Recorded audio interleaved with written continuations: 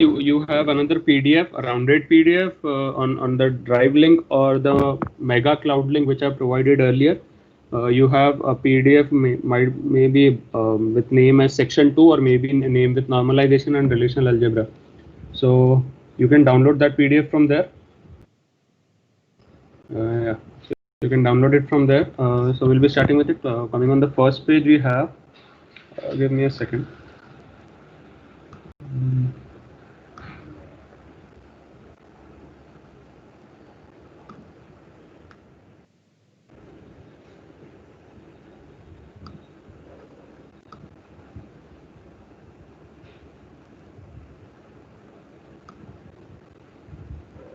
Yeah. So is my screen visible now? Anyone, please? Yes. Okay, fine. So coming on first page, why not only a major table? Why to have many tables, right? So if there is an organization, you can have a single table only, having each employee ID column. You can have project ID over there. You can have department ID in the same table itself, and then accordingly you can have those linkings. So if employee number one works for department ID one, so with the query which says for employee ID one, you can have particular value for column ID as one, particular value for department ID as one, and particular value for project ID as maybe 129. So why not a big table? ठीक है. So the question is pretty simple. एक ही organization है, एक बड़ी company, उसके लिए मैं सिर्फ एक ही table क्यों नहीं रखूं? ठीक है. So the only problem here is that first of all we'll have redundancy. बहुत ज़्यादा चीज़ें बहुत बार repeat हो जाएगी. ठीक है. And then next thing that we can have anomalies. As you can see on the first page itself, I've mentioned anomalies in the sense you can have insert anomaly, deletion anomaly, and updation anomaly. ठीक है.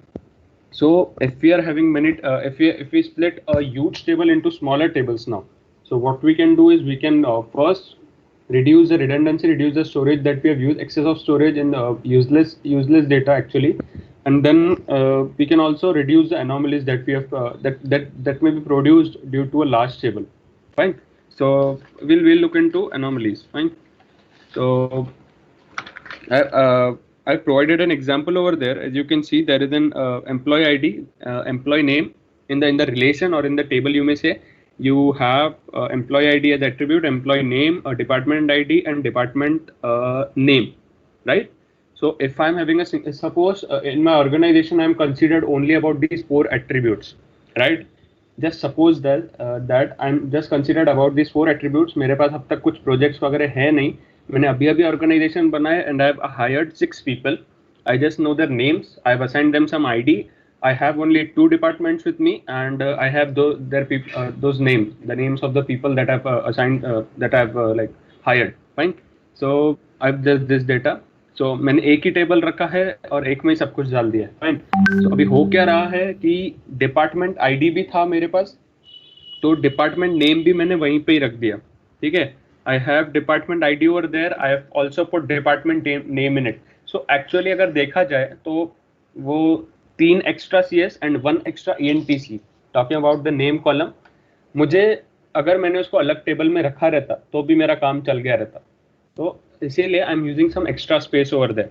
So what I will do, I will just make a new table and वो new table में linking कर दूंगा मैं, right? So I will keep CS as 1 department, उसको मैं ID दे दूंगा 1, and I will keep ENTC as another department, उसको मैं ID दे दूंगा 2. Fine. Is it okay? So normalization is basically splitting up a major parent table into some children table kind of. ठीक है. ऊपर से normalization ये होता है. ठीक है. Then coming on to next page. So consider previous example. Let us say we put a new entry with EID equals to 56, employee name equals to Q, department ID equals to 2, and department name equals to CS. Any anomalies that will be produced here? हमने CS वालों को department ID 1 दे के रखा है, but ये tuple में I am giving department name as CS and department ID 2. सबसे बड़ा एनोमली हो गया. ठीक है. So here is the point for insertion anomaly. ठीक है. इंसर्शन एनोमली ऐसे आ सकता है. फाइन. सो मतलब इंसर्शन एनोमली का मतलब मैं जब कोई वैल्यू जब मैं कोई रो जब मैं इंसर्ट कर रहा हूँ, सो वो मेरे इंसर्शन की वजह से जो कन्फ्लिक्ट आएगा मेरे पास, ठीक है, मतलब एक एक टपल कुछ और बोलता है, एक टपल कुछ और बोल रहा है। एक टाइप का टपल बोल रहा है कि मेरा CS का आईडी शुड बी 1 एंड दूसरा टपल बोल रहा है मेरा CS का ID should be 2, so kind of a conflict. Coming on to second point, now say due to losses we shut down complete CS department in the college. ठीक है, क्या हुआ, सपोज बहुत ज्यादा लॉस हो गया है मार्केट में and we have to completely shut down CS का डिपार्टमेंट। ठीक है, अब मुझे क्या करना है, so all tuples with DID equals to 1 get deleted. जो सारे टपल्स, जो सारे रोज में DID की वैल्यू 1 है, उनको अब मैं डिलीट कर दूंगा। ठीक है, अब मैंने क्या बोल दिया, now say after 2 years we thought of again having CS department back. ठीक है, सो अभी I will put EID equals to 56, EN equals to Q, DID equals to 1 and DN equals to CS। ठीक है, अब anomaly क्या आ जाएगी, anomaly since DID refers itself and 1 not exist. ठीक है, सो कैसा है अभी कि suppose I have a major table, fine, जैसा मैंने बोला, तो मेजर टेबल पे I have put a constraint. What constraint I have put is that कि guys just a minute।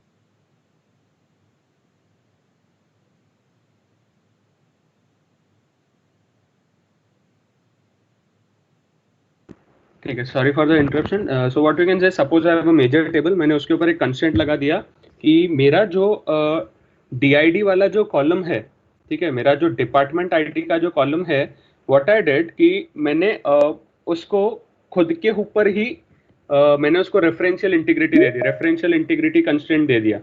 Fine, सो मतलब DID इज रेफरिंग इटसेल्फ। ठीक है, ऐसा चलेगा। तो बेसिकली अभी क्या बोला जा सकता है कि एक बार मैंने डिलीट कर दिया, ठीक है, suppose I have some data, मैंने पहले ही इंसर्ट कर दी चीजें, बहुत सारी चीजें मैंने इंसर्ट कर दी and then I took DID और मैंने उसको खुद के ऊपर ही रेफर करने बोला है, ताकि जब कोई नया एम्प्लॉय एडमिट हो, ठीक है, सो सपोज उसकी ID 2 है, so ID 2 should exist over there. अगर वो एग्जिस्ट नहीं करेगी तो एनोमली आएगी। तो सेम गोज हियर, पहले मेरे पास डिपार्टमेंट ID 1 था, then in some time I shut down department ID 1, that is मैंने CS डिपार्टमेंट बंद कर दिया, तो CS डिपार्टमेंट के सारे एम्प्लॉयज को मैंने थ्रो कर दिया बाहर। So department ID 1 was completely thrown out. मैंने 2 साल बाद फिर से तो चलो चालू करते हैं। अब because of the constraint applied over there, because क्योंकि 1 एग्जिस्ट ही नहीं करता है वो कॉलम में, सो अब मेरे पास एक वायलेशन आ जाएगा। Fine, so this is a deletion anomaly. ठीक है, and then coming on to page number 3, we have updation anomaly. Now say we want to update CS to CSE। fine, मुझे अभी CS, पहले मेरा सिर्फ कंप्यूटर साइंस था, मुझे सिर्फ कंप्यूटर साइंस एंड इंजीनियरिंग ऐसा कुछ करना है। So we need to update all the tuples with CS in department name field. ठीक है, सो इससे क्या होगा, यहाँ पे exactly it is not an anomaly but it is kind of गधे वाला काम हो गया अभी। ठीक है, मुझे हर एक टपल पे जाके पहले चेक करना होगा, अगर उसकी वैल्यू CS है तो उसको CSE में कन्वर्ट करना पड़ेगा, अगर CS नहीं है तो छोड़ दो। सो काइंड ऑफ अभी मेरे बहुत सारे इटरेशंस हो जाएंगे। लेकिन अगर मेरा एक अलग टेबल होता था, सो वहां पे मेरा पर्टिकुलर डिपार्टमेंट नंबर 1 के लिए जस्ट मेरा एक ही टपल होता था, राइट, वो नए वाले टेबल में जस्ट एक ही टपल होता था with department ID equals to 1 and name equals to CS। तो मुझे सिर्फ एक बार ही चेंज करना था वहां पे। ठीक है, और कंपैरेटिवली रोज भी बहुत ज्यादा कम हो जाएंगे यहाँ पे न्यू वाले टेबल में, because considering employees to be millions and departments to be 10, so वहां पे मुझे मिलियन टाइम्स ट्रैवर्स करना पड़ेगा। सो मिलियन फॉर लूप का जो रेंज रहेगा वो मिलियन जाएगा and each row I need to check कि वैल्यू CS है क्या। अगर वैल्यू CS है तो चेंज करो, नहीं है तो मत छोड़ दो। और अभी अगर मैं इसमें देखता हूँ नए वाले टेबल में, what I have to do, मुझे मेरा फॉर लूप का रेंज अभी 10 रहेगा, so 10 times I need to put a check and need to check कि CS है तो चेंज करो, नहीं तो रहने दो। ठीक है, so this is a basic agenda. Normalization मतलब क्यों आया अपने लाइफ में, सॉरी DBMS में क्यों आया नॉर्मलाइजेशन, बेसिकली उसका significance. So finally on page number 3 I kind of put a split वाला टेबल, ठीक है, जिसमें एम्प्लॉय का एक अलग टेबल है एंड डिपार्टमेंट का एक अलग टेबल है, and DID from employee table is referring DID from this one department table। ठीक है, so coming on to page number 4, but having too many tables is a problem too। अब दूसरा problem क्या आ जाएगा, अगर मैंने एक टेबल को छोटे छोटे छोटे छोटे बहुत सारे छोटे टेबल में अगर डिवाइड कर दिया, ठीक है, नाउ से कि मुझे अभी kind of what we can say, मुझे अभी जनरलाइजेशन वाली चीज करनी है। ठीक है, मे बी कल हमने पढ़ा था जनरलाइजेशन क्या होता है। ठीक है, अगर सबको याद होगा तो कल हमने जनरलाइजेशन पढ़ा था। ठीक है, तो जनरलाइजेशन में क्या होता है, suppose I have a table for this your, क्या बोलेंगे, एम्प्लॉय का एक टेबल है, एक इंटर्न्स का टेबल है और एक पार्ट टाइम वालों का टेबल है। ठीक है, ऐसा ऐसा समझ लो, ठीक है। There are 3 different kind of employees, so 3 different common nouns basically. Employee बोल सकते हो, एडहॉक बोल सकते हो और इंटर्न्स बोल सकते हो। फाइन, तो इन तीनों का मेरे पास अलग अलग टेबल है। Now I want to look into, मुझे अभी हर एक जो भी person is working in my company, मुझे हर बंदे की I want to put some analytics on the overall, like kind of बोल सकते हैं ऑन एवरेज सैलरी। सो उसमें I will be considering everyone, even the ad hoc one, even the intern वाला और even the full time. So अब मुझे क्या करना है, basically I need to look into each and every person working in my company. So अगर मैंने table को ऐसे तोड़ दिया बहुत सारे हिस्सों में, लाइक मेरे पास एक एम्प्लॉय टेबल था, मैंने उसको तोड़ दिया full time employee, ad hoc and intern, ठीक है। अब जब ये मेरा बात आएगा ये एनालिटिक्स करने का on overall on each employee, so मुझे तीनों को जोड़ के फिर से पूरा जोड़ना पड़ेगा, मैपिंग करना पड़ेगा, then I can do anything, ठीक है। सो ये था काइंड ऑफ डिसएडवांटेज जब मैं टेबल को एक मेजर टेबल को इतना ज्यादा स्प्लिट कर दूंगा कि वापस जब मुझे एक कलेक्टिव एनालिसिस करना है, काइंड ऑफ जनरलाइज एनालिसिस जब मुझे करना है, तब वहां पे due to we have to apply so many joints, then so many mappings we have to do, then so many times for loop में हमें घूमना पड़ेगा, सो मेनी कंडीशंस चेक, जहां पे आईडी 1 है उसको 1 के साथ ही मैप करना है। सो उसकी वजह से बहुत ज्यादा कॉम्प्लेक्सिटी हो जाएगी। So note we boil down to a thing that over normalization is not also good, but थोड़ा तो normalization होना चाहिए, like kind of efficient normalization should be necessary, ठीक है, ऐसा हम बोल सकते हैं। So normalization का definition page number 4, the process of decomposition of a table into smaller ones to avoid excess redundancy and anomalies. Anomalies are insertion, deletion and updation anomaly, ठीक है। Now ठीक है, अब तक normalization में किसी को कुछ डाउट? Quick please. भैया वो ओवर नॉर्मलाइजेशन क्यों सही नहीं है, उसका रीजन फिर से बोलो ना एक बार। ओवर नॉर्मलाइजेशन सही इसलिए नहीं है कि suppose I have a major table, ठीक है, कंपनी वाला ही ले लो, ऑर्गेनाइजेशन पीआईसीटी का ले लो, ठीक है। पीआईसीटी में I have just a single table, ठीक है, उसमें कैंटीन की भी चीजें आ गई, उसमें स्टूडेंट की भी एंट्री आ गई, अकाउंट डिपार्टमेंट का भी आ गया, सब कुछ एवरीथिंग, ठीक है। समझ लो 100 GB का तुम्हारे पास एक टेबल बन गया, ठीक है। सो मैंने अभी क्या किया, मैंने उसको बहुत ज्यादा ब्रेक कर दिया, काइंड ऑफ अगर मेरे पास समझो total there are 100 different departments बोल सकते हैं। डिपार्टमेंट्स मतलब स्पेशलाइज्ड वाले डिपार्टमेंट, जैसे आप बोल सकते हैं कि अकाउंट्स के अंदर भी पर्सन सेम, मतलब काइंड ऑफ बोल सकते हैं स्पेशलाइज पर्सन को एक नया टेबल दे दिया, ठीक है, फिर दूसरे काइंड ऑफ पर्सन को एक नया टेबल दे दिया। सो ऐसे ऐसे मतलब इतना ज्यादा मैंने स्पेशलाइजेशन कर दिया, इतना ज्यादा मैंने नैरो डाउन कर दिया अपने बड़े टेबल को। सपोज से मैंने 100 GB वाले टेबल को I broke into 1 million new tables now, ठीक है। सो अब क्या होगा, अब जब मुझे कैंटीन को एज अ होल देखना है, सॉरी अकाउंट्स को जब एज अ होल देखना है, तो मुझे क्या करना पड़ेगा। सपोज अकाउंट्स, सिर्फ अकाउंट्स के 10 डिफरेंट टेबल्स है बेस्ड ऑन द स्पेशलाइजेशन, ठीक है। सो अब मुझे वो 10 टेबल्स को कलेक्टिवली देखना है। So what I have to do, I have to join those, पहला टेबल को दूसरे टेबल के साथ, दूसरे को तीसरे के साथ, एंड कलेक्टिवली पूरे से 10 टेबल्स ज्वाइन करके I have to look up, I can look on whole account section as a one, ठीक है। तो इसमें क्या होगा, सो इसमें इतनी सारी मैपिंग्स, इतने सारे कंपैरिजंस कि अगर अकाउंट का एक बंदा है, सपोज एक बंदा 2 सेक्शंस में आ गया, ठीक है, एक बंदा आ गया कि जो कॉलेज के जो ग्रुप्स है तो उनको मैनेज करना उसमें भी है, एंड हैंडलिंग द कैश उसमें भी है। सो उसकी जब मैं मैपिंग करूंगा, so I have to check in each of the other 9 sections कि ये वाला जो बंदा है विद ID 1 वो दूसरे 9 सेक्शन में कहाँ पर है। सो पहले टेबल में मैं इटरेट करूंगा, नहीं मिला, ठीक है, तो दूसरे में इटरेट करूंगा, वहां पे मिला तो मैपिंग करो, फिर तीसरे में इटरेट करूंगा, वहां मिला तो मैपिंग करो। सो काइंड ऑफ दिस, बहुत सारे जॉइंट्स, बहुत सारे इटरेशंस, बहुत सारे कंपैरिजंस मुझे करने पड़ेंगे to get a generalized view. तो मुझे अगर वापस उसको जनरलाइज्ड व्यू में बनाना है, so I will have to do a lot many iterations then, ठीक है। So this is the disadvantage of over specialisation. तो इस चीज को हम ओवर नॉर्मलाइजेशन बोलते हैं। सो ओवर स्पेशलाइजेशन जब होगा, मतलब एक ही छोटी सी एक बड़ी चीज को बहुत छोटी छोटी चीजों में डिवाइड करना, और अगर मुझे उनको कलेक्टिवली देखना है तो मुझे उनको वापस चिपका के देखना पड़ेगा। सो पहले ही पॉइंट पे, मतलब तुम जब छोटा छोटा कर रहे हो तो इतना भी छोटा मत करो कि बाद में जोड़ने में मुश्किल हो जाए। सो काइंड ऑफ दिस वे, ठीक है। तो मतलब फ्रैगमेंटेशन, हाँ, तो इतना ज्यादा फ्रैगमेंटेशन मत कर दो कि बाद में जोड़ना ही तुम्हारे लिए मुश्किल हो जाए। अच्छा, ऐसा बोल सकते हो, ठीक है। सो हाँ, ये ऐसा तुम बोल सकते हो, ठीक है। So this is kind of disadvantage, ठीक है। नाउ किसी को कुछ और डाउट पूछना है तो जल्दी पूछो। भैया एक एनोमली में डाउट था। समझो मैंने नॉर्मलाइज नहीं किया है, जैसे आपने बोला कि नॉर्मलाइज करना चाहिए, बट मैंने नहीं किया है। फॉर एग्जांपल मैंने डिपार्टमेंट का अलग टेबल ही नहीं बनाया, और उसमें समझो देयर वाज स्टूडेंट, एक ही स्टूडेंट था सीएस डिपार्टमेंट का, उसका आईडी 1 था, उसका कुछ डिपार्टमेंट आईडी था और उसका सीएस था, और मैंने उस स्टूडेंट को डिलीट कर दिया। तो उसके साथ साथ वो सीएससी का डिपार्टमेंट भी वहां से जाएगा, मतलब वो दिखेगा ही नहीं टेबल में। तो उसको हम डिलीशन एनोमली कह सकते हैं क्या? एक ही स्टूडेंट को डिलीट किया है ना? हाँ। नहीं, उसको डिलीशन एनोमली हम नहीं कहेंगे, बिकॉज उसके ना होने से कुछ फर्क नहीं पड़ रहा है, उसके ना होने से कुछ वायलेशन नहीं हो रहा है टेबल पे, ठीक है? नहीं, पर सीएससी डिपार्टमेंट तो दिखेगा ही नहीं ना, फिर it will look as if CS department है ही नहीं। आर यू सेइंग कि एक ही बंदा था सीएससी का? Are you saying that? For example, for the example के लिए, ठीक है, फिर नहीं होगा, देन एनोमली आ जाएगी। अगर हाँ, एक ही था देन एनोमली आ जाएगी, एंड इसको हम डिलीशन एनोमली कहेंगे ना? या deletion anomaly. Fine, will move on to functional dependency now. या कोई कुछ बोल रहा था क्या? हाँ भैया, वो अगर आपने जो कंस्ट्रेंट का बोला था, तो उसमें अगर वो कंस्ट्रेंट लगा भी दिया सेल्फ के ऊपर, देन हम वहाँ पे नया डिपार्टमेंट भी ऐड नहीं कर पाएंगे ना? कौन से कंस्ट्रेंट की बात हो रही है? डिलीशन, इंसर्शन, कौन सा?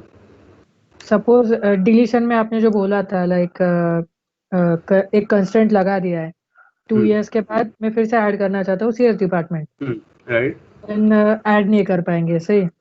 ठीक है, तो एनोमली देगा, राइट। ये आपने बोला था। ये सेम यहाँ पे अगर मैं वो कंस्ट्रेंट कंसिडर करके कुछ नया डिपार्टमेंट भी लाना चाहूँ, सपोज आईटी डिपार्टमेंट में लाना चाहता हूँ, तो वहाँ पे भी प्रॉब्लम होगा ना? एग्जैक्टली, मैंने ये चीज इसीलिए पहले कही कि तुम्हें पहले से डिसाइड किया हुआ है। I said suppose you have decided कि मेरे पास क्या क्या डिपार्टमेंट रहेंगे till the end of the company life, जब तक कंपनी जीवित रहेगी तब तक you can't add any new department, ठीक है? मैंने ये चीज पहले ही बोली, तो it is kind of static not dynamic. I said you suppose कर लो ऐसा, ठीक है? So coming on to functional dependency, so functional dependency basically क्या है? It is a kind of, ठीक है, रिप्रेजेंटेशन ऑफ एट्रीब्यूट्स, ठीक है? So functional dependency basically is not actually saying that one thing is dependent on other, but kind of बोल सकते हो, ठीक है? सो नीचे देखो एक एक्सप्रेशन दिया हुआ है, A derives B C, so we read that arrow as derives, ठीक है? Sorry, not derives, you can say A can identify B and A can also identify C, ऐसा बोल सकते हो, ठीक है? सो अभी next page please. So what you can say, A can identify BC का मतलब क्या? Given a value of A, it can uniquely determine B and C. So कुछ नहीं है, जैसे मैंने बोल दिया for employee table for this one, नहीं अभी visible नहीं होगा ना, just a second.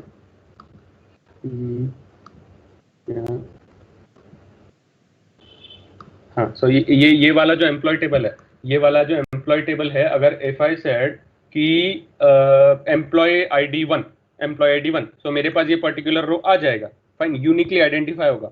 मैंने अगर एसक्यूएल को बोला एम्प्लॉय ID 1 मुझे ढूंढ के दो और उसके सारे डिटेल्स दो, सो ये मुझे रो दे देगा। ऐसा नहीं है कि वो कंफ्यूज हो जाएगा मैं कौन सा वाला रो दूं।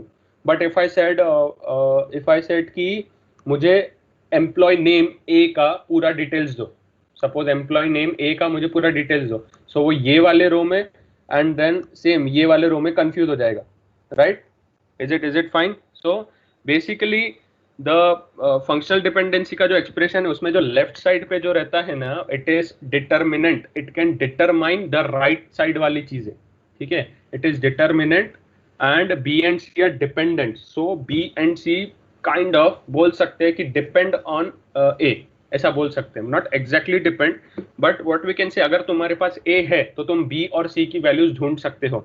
If I said I have employ ADS 2, तो तुम फटाक से बता दोगे उसका नेम क्या है, उसका डिपार्टमेंट ID क्या है, उसका सैलरी क्या है। बट इफ यू से यू हैव एन एम्प्लॉय का नेम तुम्हारे पास A है, देन तुम कंफ्यूज हो जाओगे इसका ID 1 है, उसका ID 4 है या उसका ID 11 है, right? So basically you can't say that employee name can derive employee ID and department ID, but you can for sure say employee ID can derive employee name, or employee ID can derive department ID, or employee ID can derive salary, or employee ID can derive project ID. ये तुम बोल सकते हो। So on the left hand side you can imagine employee ID, on the right hand side B को तुम imagine कर दो employee name, और B को तुम imagine कर दो DID, और B को तुम सैलरी या PID रख दो, और C के साथ भी इन चारों में से कोई एक वैल्यू डाल दो, correct. So we have 3 types of FDs।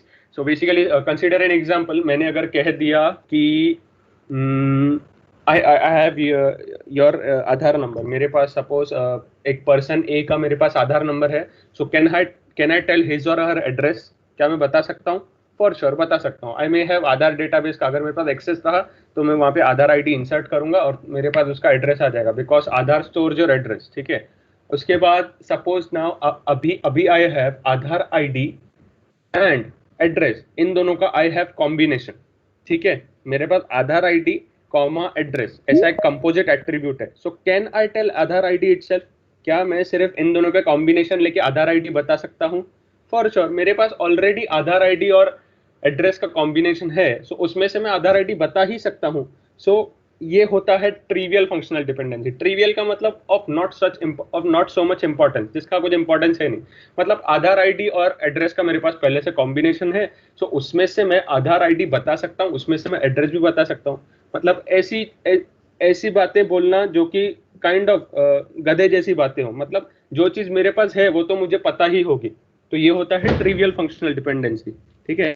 So what you can से, X is a superset of Y, ऐसा तुम बोल सकते हो अगर ऐसा है, ठीक है। जैसे अभी नीचे एग्जांपल देखो, X is a superset of Y, मतलब X में वो सारी चीजें तो है ही है जो Y में है, या फिर Y में वो सारी चीजें हैं जो X में ऑलरेडी है। सो वहां पे तुम्हारा ट्रिवियल डिपेंडेंसी आएगा। ये हो गया X is superset of Y, मतलब Y में वो सारी चीजें हैं जो X में है ऑलरेडी, ठीक है। सो वैसी डिपेंडेंसी को हम ट्रिवियल बोलते हैं और इसका ज्यादा कुछ भी यूज नहीं होता है। Then coming on to non trivial functional dependency, यहाँ पे हम क्या बोल सकते हैं कि अगर मैं पूरा X ले लूं एंड अगर मैं पूरा Y ले लूं, ठीक है, उन दोनों का मैंने इंटरसेक्शन कर लिया, मतलब उन दोनों में से मैंने क्या चाहा कि मैं उनमें से कॉमन एट्रीब्यूट्स निकाल लूं। जैसे अभी A derive BC, so my X is my LHS, my Y is my RHS, ठीक है। सो X मेरा क्या हो जाएगा A, Y क्या हो जाएगा B, C। So I am talking in terms of set, because intersection union ये सबको सेट ही लगता है। इंटरसेक्शन करने के लिए यू रिक्वायर सेट, यूनियन करने के लिए यू रिक्वायर सेट, इसीलिए I am talking in terms of set. So X जो सेट हो गया उसको तुम A ले लो करली ब्रेसेस के अंदर A, Y जो सेट हो गया उसको करली ब्रेसेस के अंदर B, C ले लो। I take intersection of these two, so इन दोनों के बीच में कुछ भी कॉमन नहीं है, आई गेट अ फाई, ठीक है, I get a phi. Second example भी सेम है, ABC identifies D। So non trivial are these, मतलब LHS और RHS में कुछ भी कॉमन नहीं होना चाहिए। सेमी ट्रिवियल आर LHS और RHS में कुछ तो कॉमन होना चाहिए, लेकिन पूरा एग्जैक्टली सिमिलर नहीं हो सकता है।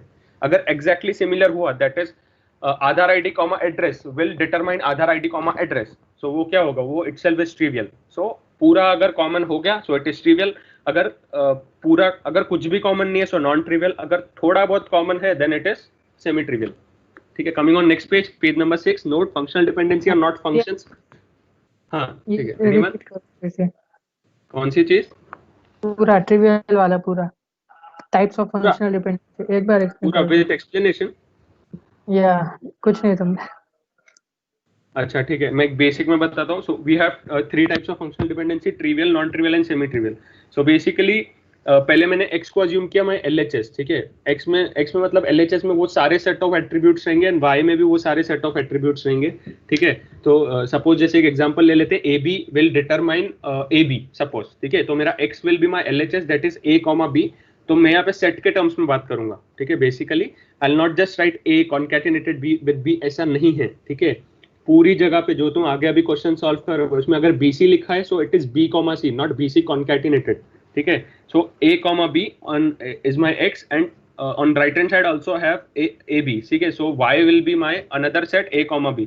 अब मैं क्या करूंगा, what I'll see कि अगर मेरा X जो है X is superset of Y, इसका मतलब ये मैंने मैथमेटिकल इतना कुछ बोला, अब मैं इसको थोड़ा लॉजिकली बोलता हूँ कि Y में वही सारी चीजें हैं जो X में ऑलरेडी प्रेजेंट हैं, ठीक है। अगर मेरे पास एक बंदा आके बोलता है कि तेरा नाम जय है, ठीक है, तो मैं उसको झापड़ मार के भगा नहीं दूंगा क्या?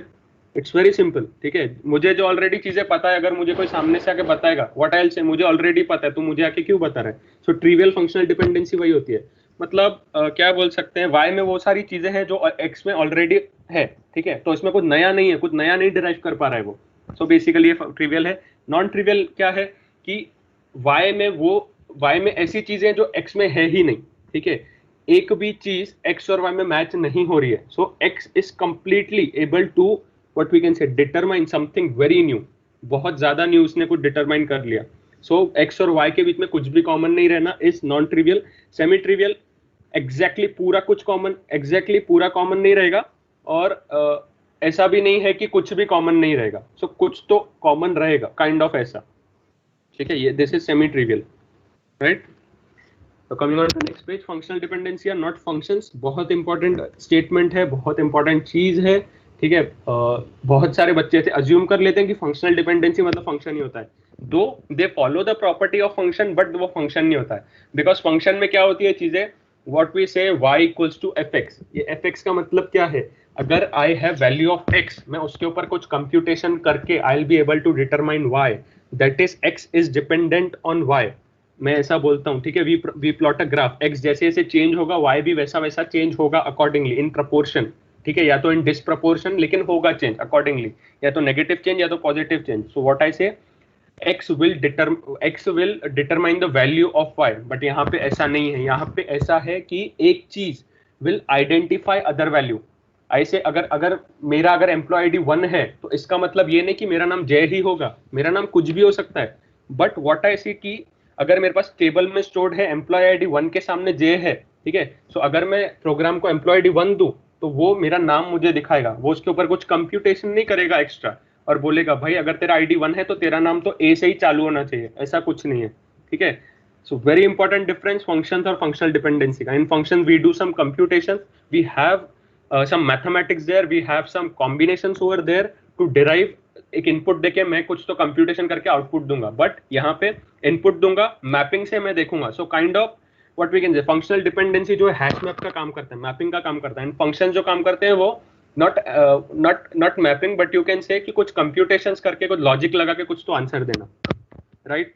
अब दोनों में भी कॉमन प्रॉपर्टी क्या है, तो कॉमन प्रॉपर्टी ये है, फंक्शंस में हमने पढ़ा है कि सेट ए और सेट बी अगर है, एंड सेट ए जो है, सो व्हाट वी से, सपोज सेट ए को कंसीडर करो तुम्हारा x एंड सेट बी को कंसीडर करो तुम्हारा y, ठीक है। सो व्हाट वी कैन से कि for a particular value of x you can't have two different value of y। होता है कि नहीं, ये बिल्कुल बेसिक चीज है, ये हमने 10th से लेके हम पढ़ रहे हैं, 10th 11th 12th इंजीनियरिंग के 3 साल निकल गए, चौथे साल में हो, सो ये चीज तो पता ही होनी चाहिए। for a particular value of x you cannot have multiple value of y, but for many value of x you can have a single or a unique value of y, ऐसा चलता है। so logically देखा जाए, for employee ID 1 you can have name A, for employee ID 2 you can for employee ID 4 you can have name A, for employee ID 11 you can have name A, but for employee ID 1 मतलब employee ID 1 का name A भी है और employee ID 1 का name B भी है। Is it possible? Logically भी possible नहीं है। So try to think in terms of logic। तो अगर मैंने बोल दिया एक ही employee ID है, ठीक है, एक ही employee ID 1, तो 1 का नाम A भी और 1 का नाम B भी है, not possible, ठीक है। बट अगर 3 एम्प्लॉयज है, तीनों के अलग अलग आईडी, उन तीनों का नाम सिंगल हो भी सकता है, this is possible. So multiple values of x can have a unique value of y, but a unique value of x can not be related to multiple values of y, basically, ठीक है। Mathematics और पहले इसके पहले logically समझाया। So I have put a tick mark on the above diagram, और नीचे वाले में a cross mark, page number 6। Fine, coming on to page number 7। So now what I have to do is I have some exercise over here, 3 example है मेरे पास। so अब मैंने क्या समझाया, मैं उसको थोड़ा बॉइल डाउन अभी करता हूँ। so basically we started with functional, we started with normalization का एक्सप्लेन की नॉर्मलाइजेशन क्या होता है, उसका सिग्निफिकेंस क्या है, वो हमें क्यों करना है, एंड देन ओवर नॉर्मलाइजेशन का डिसएडवांटेज क्या है, वो हमें क्यों नहीं करना है, तो हमें नॉर्मलाइजेशन को भी मेंटेन रखना है। Then we went with functional dependency. Functional dependency is not function. Functional dependency कुछ ऐसा है कि x arrow y, where x वाला जो है it is a set of attributes of a particular relation, and x is collectively, वो पूरे collectively set को हम बोलते हैं determinant which can determine, and y RHS, वो कलेक्टिवली सेट को हम बोलते हैं dependent which are not kind of dependent but which can be which can be derived or which can be identified using the values on side x. ठीक है, using the values on LHS they can be identified, ऐसा हम बोल सकते हैं, not actually derived. So a functional dependency is my done. ठीक है, so what I can say, अगर मैं x को, x मतलब मेरा LHS, उसको अगर मैं अपना सेट रखूं, ठीक है, और y को I keep another set. So for unique values of x I can have, नहीं sorry, for different values of x I can have a unique value of y. अभी logically speaking 4 से 5 employ का नाम भी जय हो सकता है, पॉसिबल, ठीक है, पॉसिबल, बट एक ही एम्प्लॉय का नाम जय और सागर दोनों नहीं हो सकता है. मतलब x में से मेरे 4 से 5 या मल्टीपल जो टपल्स हैं, it can point to a single value on y side, but single value of x can not point to multiple values of y. Clear? So अभी एक प्रॉब्लम सॉल्व करते हैं. You can see example 1 on page number 7 rounded PDF. So what I have done is, अब मेरे पास option, just a second, ठीक है, now I have given some, मेरे पास अभी एक टेबल है, I am given some functional dependencies, I have to say that are the functional dependency correct और नॉट. ठीक है, बाकी लोग try to solve those problems, और जिसका डाउट था प्लीज आस्क. अगर वो जो आपने कंडीशन बोला single unique value of X and Y वाला, उसमें वो प्राइमरी की अज्यूम करना पड़ेगा ना उसमें, क्योंकि वो जनरलाइज के लिए नहीं बोल सकते ना. अभी सपोज अपन ने एम्प्लॉय आईडी कंसिडर किया है इसलिए वो अप्लाई हो रहा है. अगर सपोज मैं एम्प्लॉय नेम और डिपार्टमेंट आईडी वैसे कंसिडर करूंगा तो उस केस में तो हो सकता है ना डिपेंडेंसी का. So what are you saying, LHS मेरा जो भी रहेगा वो प्राइमरी की रहेगा, ऐसा? नहीं, मतलब आपने जो कंस्ट्रेंट बोला है उसके हिसाब से वो होना चाहिए ना वैसे. मैंने क्या कंस्ट्रेंट बोला? मतलब सपोज अभी एम्प्लॉय आईडी और एम्प्लॉय नेम कंसिडर करूंगा, तो एम्प्लॉय आईडी 1 के लिए ए ही रहेगा, उसके लिए बी और सी नहीं रह सकते. सो एक्स की एक वैल्यू के लिए एक ही वाई रहेगा, but multiple values of y can associate with single x, और multiple values of x can associate with single value of y, single value of y. Right. ये ट्रू होने के लिए यहाँ पे मतलब एक यूनिक वाला ही रहना चाहिए, मतलब प्राइमरी की वैसा कंसिडर होगा ना. सपोज अभी मैं इस केस में कंसिडर करूंगा एक्स और वाई के लिए एम्प्लॉय नेम और डिपार्टमेंट आईडी, देन उस केस में तो हो सकता है ना वो पॉसिबल अलग अलग भी. मैंने सपोज यहाँ पे डिपार्टमेंट नेम रख दिया, I kept department name here. अब तुम क्या बोल सकते हो, 3 का सपोज इज सीएसई, 2 का suppose is IT, same goes with down, same goes, ठीक है, यहाँ पे आ गया. अरे नहीं तो अगर अलग कुछ एग्जांपल ले लो, सपोज एक बुक्स और कुछ स्टूडेंट्स है, तो अब a student can read multiple books and multiple students can read a single book, possible है. A student can read multiple books, okay, चलेगा. और multiple students can read a single book, ये भी possible है. उस केस में अगर dependency का बोल लो तो बोले तो फिर क्या, तो सपोज ए बी सी है मेरे, वो सिंगल बुक भी रीड कर सकते हैं, एंड डी जो है मेरा मल्टीपल बुक्स भी रीड कर सकता है, राइट. तो उस केस में तो मतलब जो कंस्ट्रेंट बोला है वो. सो तुम अभी फंक्शनल डिपेंडेंसी अप्लाई क्या कर रहे हो बुक्स वाले के ऊपर? अब तक फंक्शनल डिपेंडेंसी अप्लाई नहीं हुई ना, तो अब चलेगा. जब एफडी अप्लाई करोगे तब वो रूल आएगा. एग्जैक्टली. हाँ, ऐसे अब तक हमने डिसाइड नहीं किया फंक्शनल डिपेंडेंसी. मैं जस्ट अभी एक्सप्लेन कर रहा था कि फंक्शनल डिपेंडेंसी होता क्या. अब तक हम उस पे आए नहीं कि फंक्शनल डिपेंडेंसी में कैसा लगा रहा हूँ. ओके, मतलब ये जब लगेगा तो वो आना ही चाहिए सर. एग्जैक्टली. तुम जो बोल रहे हैं वो मेनी टू वन, 1 to 1 वो रिलेशन से. राइट. मैं सिर्फ उसका मैथमेटिक्स समझा रहा था कि अगर दी हुई है फंक्शनल डिपेंडेंसी तो होता क्या है वो. ठीक है, we are ready to come on that part, don't worry. So moving on further, example number 1. So EID gives EID can determine ename. Is it a valid functional dependency? Anyone? Yeah, it is valid. तो सबको समझा why it is valid? अगर किसी को नहीं समझा होगा तो अभी से अभी बोलो प्लीज, आगे का नहीं तो कुछ भी नहीं समझेगा.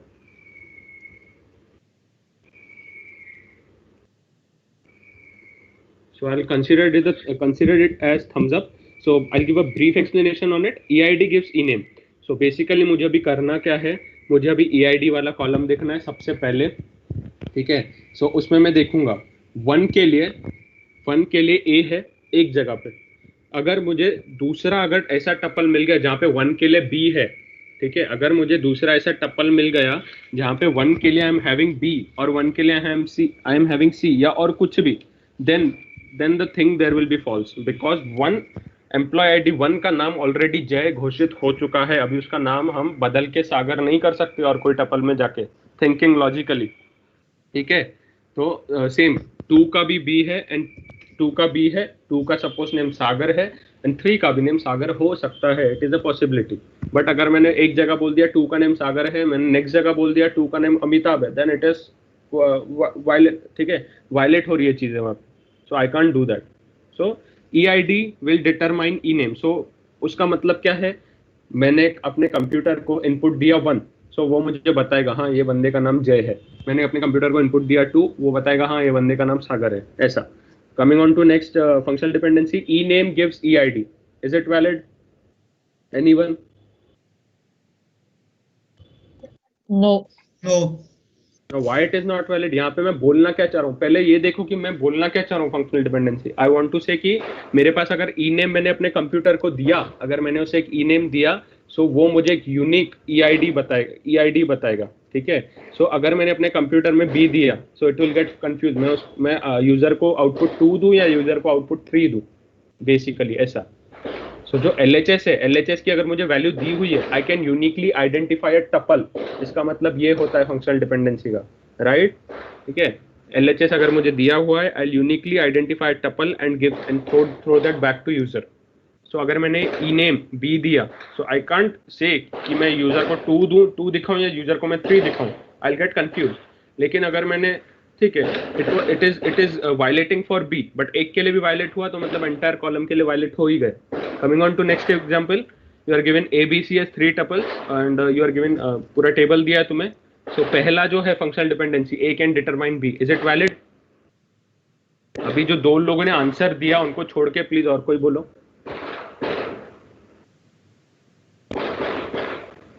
ऐसे देखो, अगर मैंने अपने कंप्यूटर को मैंने अगर इनपुट 1 दिया, ठीक है, सो वो मुझे B की एक यूनिक वैल्यू देगा क्या हर बार? ऐसे देखो, जब भी मैं उसको 1 दूंगा हर बार मुझे एक यूनिक वैल्यू मिलेगी क्या? नहीं. क्यों नहीं मिलेगी? क्योंकि 1 जो है 1 कैन डिटरमाइन B की value as 1 and 1 can also determine B की वैल्यू एज 2. इसका मतलब ये एम्प्लॉय ID 1 का नाम जय भी है और एम्प्लॉय ID 1 का नाम सागर भी है, which is logically not true and hence हम बोलेंगे कि A determines B is not correct. अभी जो बंदे ने अभी आंसर दिया उसको छोड़ के B डिटरमाइंस C, एनीवन?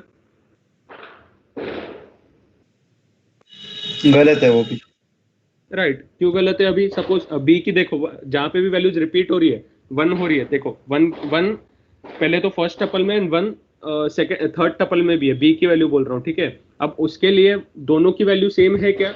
एक बार B की वैल्यू 1 मुझे C की वैल्यू 4 दे रहा है और दूसरी बार B की वैल्यू 1 मुझे C की वैल्यू 3 दे रहा है, so violation. Next going B to A, not possible, because वही वाली चीज, फर्स्ट और थर्ड टपल देखो जहाँ पे B की वैल्यू 1 है, सो एक बार A की वैल्यू 1 मिल रही है और एक बार A की वैल्यू 2 मिल रही है, violation. C gives B similarly सही नहीं है, C gives A, ठीक है. अब एक शॉर्टकट अब बताना चाहूंगा. अगर जो तुम्हारा LHS है, ठीक है, जो तुम्हारा LHS है मतलब जो तुम्हारा डिटर्मिनेंट है इन दिस वन, ये C gives A, C determines A में तुम्हारा LHS है C. अगर C की सारी वैल्यूज यूनिक है, ठीक है, तुम बस देखो C की अगर सारी वैल्यूज यूनिक है, सो तुम्हें आगे RHS में कुछ चेक करने की जरूरत भी नहीं है, ठीक है. अब यहाँ पे C की वैल्यू यूनिक नहीं है, तो व्हाट आई विल डू, पहले मैं 4 लूंगा, मैं देखूंगा 4 के लिए हर बार A की वैल्यू सेम आ रही है क्या.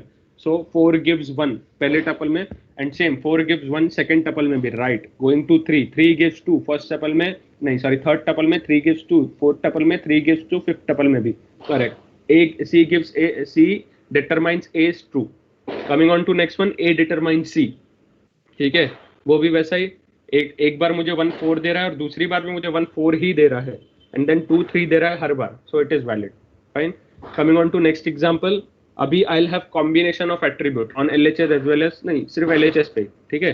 सो XZ gives X, एनीवन? मुझे टेबल को देखने की अभी जरूरत ही नहीं है, because this is trivial functional dependency, और ट्रिवियल फंक्शनल डिपेंडेंसी हमेशा करेक्ट रहेगी। इसका मतलब क्या है, मेरे पास आधार आईडी और मेरा एड्रेस है। सो सामने से आके कोई मुझे बताएगा कि भाई तेरा आधार आईडी है, तो मैं उसे ये नहीं कहूंगा कि मुझे तो ऑलरेडी पता है। ठीक है, तो ये वही बात हुई। तो जब ट्रिवियल दिखा तुम्हें तो डायरेक्ट टिक मार दो और कुछ करने की जरूरत ही नहीं है, बिकॉज जो मुझे ऑलरेडी पता है वो मुझे कोई अगर आके बताएगा तो मैं उसे झाप दूंगा, सिंपल सी बात। ठीक है, similarly going to second one, X Y gives Z. तो अभी कॉम्बिनेशन देखना है। ठीक है, एक्स वाई का पहला वाला देखो 1,4 विल गिव 3। ठीक है, अब दूसरी जगह ढूंढो कहीं पे 1,4 है क्या, कहीं पे और 1,4 नहीं है। I will go to next, 1,5 gives 3 और कहीं पे 1,5 है, नहीं है। 4,6 गिव्स 3 और कहीं पे 4,6 है, नहीं है। 3,2 गिव्स 2 और कहीं पे 3,2 है, नहीं है। ठीक है, इट्स करेक्ट। अभी z गिव्स y, पहले अभी 3 का देखो। ठीक है, z की वैल्यू इक्वल्स टू 3, तो 3 के लिए हर बार x की वैल्यू सेम आनी चाहिए। सो चेक करो कि हर बार जब z 3 है तब x 1 आ रहा है क्या, आ रहा है, नहीं आ रहा है, sorry. First and second tuple में 1 आ रहा है, बट थर्ड टपल में it is giving 4, so it is invalid. y gives z, सो पहले क्या चेक करना है, जो LHS है, LHS अगर मेरा यूनिक है ऑलरेडी, तो देखो अभी जैसे हमेशा LHS इज यूनिक, 4, 5, 6, 2 चारों वैल्यूज अलग है, तो RHS की तरफ देखो भी नहीं। Fine, let's move forward. xz gives y, so x और z का combination 1,3 will give 4, 1,3 will give 5, invalid. ठीक है, अगर 1,3 4 दे रहा है तो हर बार 4 ही देना चाहिए।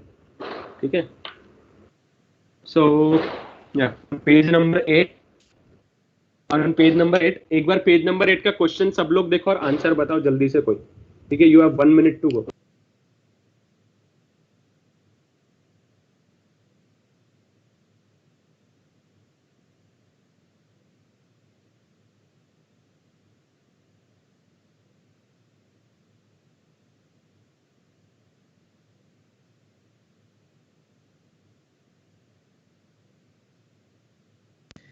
A functionally defines B, but B cannot functionally define C.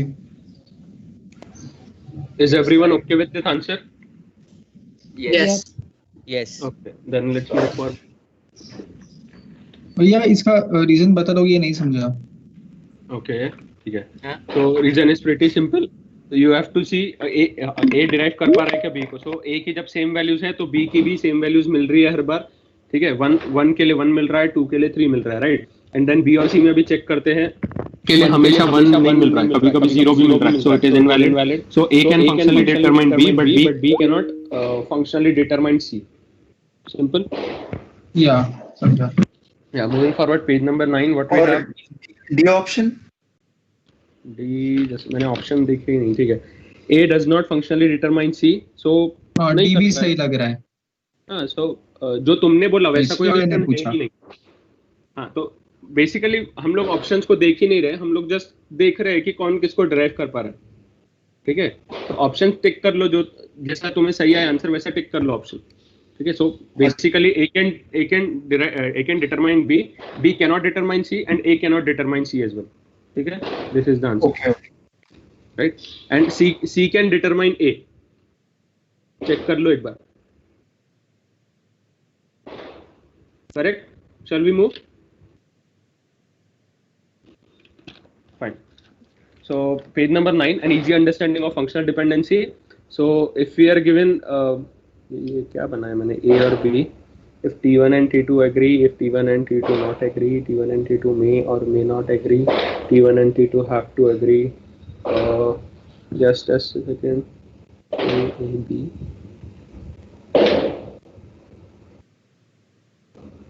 T1 and T2 have to agree.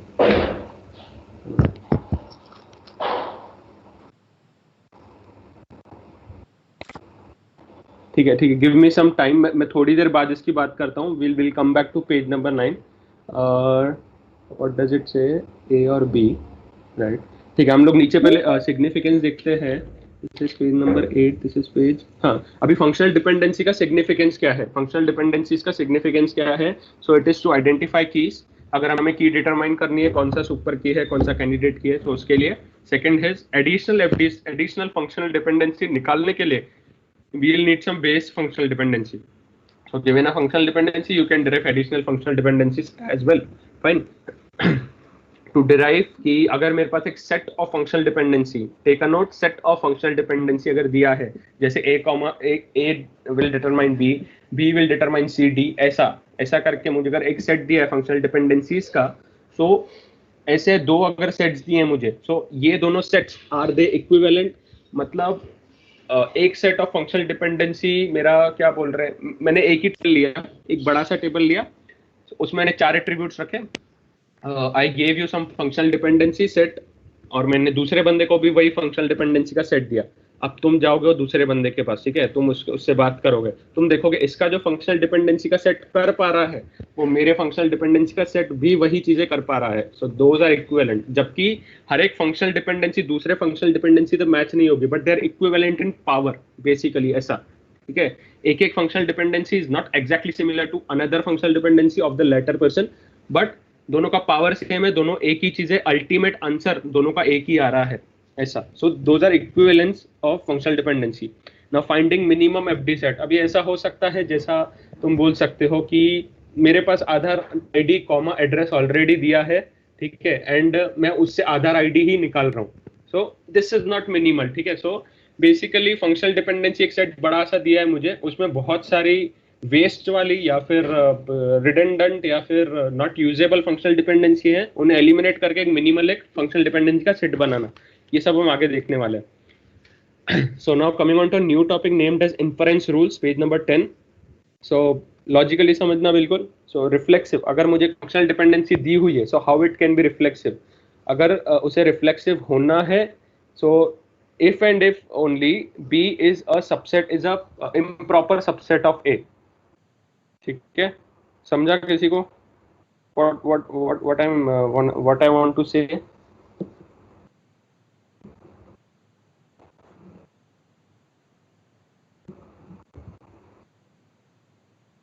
Anyone please? भैया इसका एक एग्जांपल लो। Okay, so मतलब समझा नहीं बेसिकली, राइट? नहीं, वो मतलब पूरा नहीं समझे। हाँ, सो एक फंक्शनल डिपेंडेंसी को we can say as reflexive only when B is an improper subset of A. Improper का मतलब होता है जब हम इक्वल टू लगाते हैं तो इम्प्रॉपर सबसेट होता है वो, ठीक है। सो सबसेट के साइन एक सबसेट के साथ एक इक्वल टू लगाना मतलब उसे हम इम्प्रॉपर सबसेट ऑफ ए कहेंगे। तो बेसिकली वही है, अगर you want to have a valid functional dependency, so suppose B जो अगर तुम्हारा B जो है, ठीक है, so क्या बोल सकते हैं कि B is just नहीं, ठीक है, A can determine B and similarly क्या हुआ यार, ठीक है, I just got confused, ये वाला पॉइंट अभी के लिए छोड़ा, I'll explain it भैया later. मतलब जस्ट एक पूछना है कि एज इन सबसेट मतलब एक्चुअल सबसेट जैसे नहीं बोल रहे हैं ना, B and A are attributes, right? So नहीं, B and A are not attributes, ठीक है, B and A are collection of attributes, so set a kind of collection of attributes, मतलब सपोज मैं एम्प्लॉय आईडी एक consider करूंगा A को suppose, and employ name को B consider करूंगा, तो ये फंक्शनली डिपेंडेंट है। बट इस केस में अगर सबसेट बोल रहे हैं अपन B को A का, मतलब एम्प्लॉय नेम को एम्प्लॉय आईडी का, वो किस टर्म्स में हो रहा है वो समझ में नहीं आ रहा। एक्चुअली मैंने कुछ तो वहाँ पे मिसअंडरस्टैंडिंग, कुछ तो गलत लिखा है वहाँ पे, शायद I need to put a cut वाला सिंबल कि सबसेट नहीं होना चाहिए या कुछ तो ऐसा, ठीक है। I'll get back to it later, मैं बताता हूँ बाद में, ठीक है, मुझे अभी वो याद नहीं आ रहा है कि किस सेंस में लिखा है मैंने, बट ठीक है, I'll get back to it later। Next property पे जाता है ट्रांजिटिविटी पे। If A can determine B, मतलब what you can say, if employee given employee ID you can determine his name, नहीं, you can determine his what we can say pin code, ठीक है, and pin code can itself derive city name, right? मतलब employee ID मुझे दिया, मैंने अपने computer को input दिया, उसने मुझे क्या किया, उसने मुझे दिया वो पर्टिकुलर बंदे का भैया हाँ, जस्ट अ सेकंड, ठीक है, let me complete, and then मैंने यही वाला pin code I forwarded to another computer, तो उसने मुझे आउटपुट में क्या दिया, सिटी नेम दिया basically. So there is a transitivity. तो अगर मैंने दोनों कंप्यूटर को अगर एक ही यूनिट में मैंने कंसीडर कर लिया, ठीक है, दोनों का लॉजिक एक ही यूनिट में मैंने अगर ये कर दिया, यूनाइट कर दिया दोनों को बेसिकली, सो मैं सिर्फ एम्प्लॉय आईडी दूंगा इनपुट और डायरेक्टली मुझे सिटी नेम मिलेगा। So it is if A determines B and B determines C, then A can determine C. ये होता है ट्रांजिटिविटी. हाँ बोलो क्या बोल रहे थे भैया मुझे रिफ्लेक्सिव समझ गया. That is suppose one is एक पकड़ लो EID 1 है और एम्प्लॉय नेम A है. ओके ऐसा 2B है 3B है. तो मीन्स B A के सारे एलिमेंट्स नहीं कंसिडर कर, मतलब कोई यूनिकली आइडेंटिफाई करेगा, पर कुछ तो एलिमेंट्स होंगे मतलब A के. So it would be an improper subset of A. Okay मतलब B वुड मतलब उसका सपोज हमने A दिया तो वो एम्प्लॉय आईडी 1 देगा और B दिया तो 2 या फिर 3 कुछ तो देगा ना ऐसे. here we are talking about attribute. ठीक है हम लोग वैल्यूज पे अब तक आए नहीं है. we are not talking about specific values. मतलब ये value A and B are not values के सेट, these are attributes के सेट. सपोज मैंने एक रिलेशन दे दिया with 100 attributes A1 A2 A3 A4. so A might be A1 A2 A4 and B might be rest of those, या फिर B में A1 and the rest of those A3 A4 A5 ऐसे हो सकता है. ठीक है हम अब तक वैल्यूज पे नहीं आए हैं. ठीक है so don't consider these are property for functional dependency, and while considering functional dependency we consider only the attribute names. जैसे ये वाला होगा this is an attribute and this is the value for the attribute. तो हमें ये वाली चीज नहीं कंसीडर करनी है. we need to consider these things. ये वाली चीजें. और कोई कुछ पूछ रहा था? हाँ वो रिफ्लेक्सिविटी शायद ऐसा है कि if A is deriving B या फिर functional B is dependent on A, तो फिर मतलब वो कंडीशन है ना B is a improper subset of A, तो वो ट्रिवियल हो जाएगा ना. मतलब if B is an improper subset of A तो वो वही हो गया ना कि मुझे कुछ पता है तो मुझे ऑलरेडी वही बता रहे हो. राइट तो I guess that is what it means ना. मतलब उधर वो इम्प्रॉपर सबसेट से तो वही पता चलता है ना. ओके सो ये कुछ ऐसा एक प्रॉपर्टी होगी लाइक मुझे भी अभी एग्जैक्टली याद नहीं. कुछ ऐसा होगा कि अगर B is an improper subset of A, ठीक है so we call that functional dependency to have reflexivity and या क्योंकि ट्रिवियल हो जाएगा. हाँ सो बेसिकली ये एक नेमिंग है कि अगर मेरे पास ट्रिवियल कुछ है सो उसको मैं रिफ्लेक्सिविटी पोजेस करने को बोल दूंगा. ऐसा है कुछ. ठीक है बस नथिंग एल्स. ज्यादा कंफ्यूज मत होना इसमें. ट्रिवियल मतलब वो यूनिकली होगा ना, मतलब उसी के सेंस में बोल रहे हो क्या? मुझे ट्रिवियल का मतलब वो कंफ्यूज हो रहा है अभी. नहीं ये देख ट्रिवियल कब होता है जब मुझे लेफ्ट वाले साइड में कुछ है और वाई वाला साइड मुझे वही सब चीजें बताना चाह रहा है. मतलब what I can say Y जो है वो ए का कुछ पार्ट कंटेन कर रहा है खुद के अंदर और उसके अलावा कुछ भी नहीं है. मतलब वाई जो भी कंटेन करेगा वो एलएचएस का ही थोड़ा सा पार्ट रहेगा. मतलब सपोज मैं एम्प्लॉय आईडी और एम्प्लॉय नेम मतलब वैसे एम्प्लॉय नेम मतलब वही 1 2 3 4 के टर्म्स में रहेगा, वैसे बोलना चाह रहे हो क्या? सपोज मेरा लेफ्ट हैंड साइड में employ ID comma employ name है और वो मेरा डिटरमाइन कर रहा है एम्प्लॉय नेम को. करेक्ट. सो मेरा right hand side is a subset of my left hand side. मतलब मेरा राइट हैंड साइड में वही चीजें आ रही है जो ऑलरेडी लेफ्ट हैंड साइड में मेंशन्ड है. कुछ अलग नहीं आ रहा है. अगर कुछ अलग आ रहा होता तो वो पॉसिबल नहीं था. मतलब जब मुझे कुछ एक्स्ट्रा नॉलेज मिल रहा है तब मेरा ट्रिवियल नहीं होगा. जब मुझे पता हुआ नॉलेज मिल रहा है वापस ही तो वो ट्रिवियल हो जाएगा. ओके समझा. डेफिनेशन से याद मत रखो. बस एक नाम दे दिया. अगर ये चीज ऐसी है, अगर ऑलरेडी वो चीज मुझे कोई बता रहा है जो मुझे पता है तो मैं बोल दूंगा कि रिफ्लेक्सिविटी है. सिंपल. ओके समझ गया. Coming on to third point decomposition. If A can determine BC मतलब BC मैंने पहले ही कहा it is not concatenation, it is kind of set. तो मैं क्या बोल सकता हूं कि A can determine B and A can determine C. ध्यान में रखना बहुत इंपॉर्टेंट चीज है. वो BC का मतलब इट इज नॉट कॉन्कैटिनेशन. मतलब अगर मैंने यहाँ पे बोल दिया 1 तो इसका मतलब ये नहीं है 1 कैन डिटरमाइन A3. ऐसा नहीं बोलूंगा. 1 can determine A and 1 can determine 3.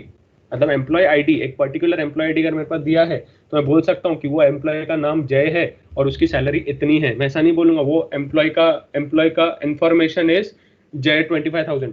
ऐसा नहीं बोलूंगा. Right. So augmentation if A gives B then AC can give BC. क्या किया मैंने? LHS में भी वही एट्रीब्यूट डाल दिया, RHS में भी वही एट्रीब्यूट डाल दिया. लॉजिकली स्पीकिंग ये इसको कुछ एक्सप्लेन करने की जरूरत नहीं है. ठीक है. Union A can determine B and A can determine C, then A can determine BC. So union and decomposition जो है वो काइंड ऑफ ये है, दोनों रिवर्स वगैरह, ठीक है. वहां पे A गिव्स BC दिया था, उसको मैंने डिकम्पोज कर दिया, या दोनों डिकम्पोज फॉर्म में उनको मैंने वापस जोड़ दिया, राइट. तो union and decomposition. Coming on to F is composition. If A gives B and C gives D, then AC can give BD. थोड़ा सा लॉजिकली सोचो, समझ जाएगा कि क्या बोलना चाह रहे हैं यहाँ पे.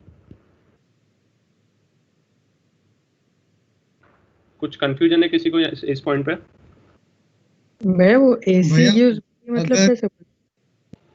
अच्छा ठीक है, I'll take an example. Fine, I'll take an example. कि मैं अभी क्या बोल दिया, pin code, city name,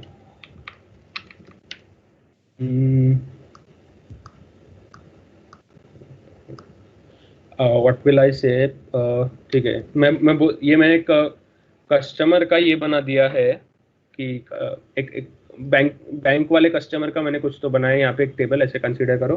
pin code for, मतलब एक सेम बैंक का नहीं, वो अलग अलग बैंक के लोग हैं, ऐसा हम बोल सकते हैं. एंड यहाँ पे यू कैन टेक एज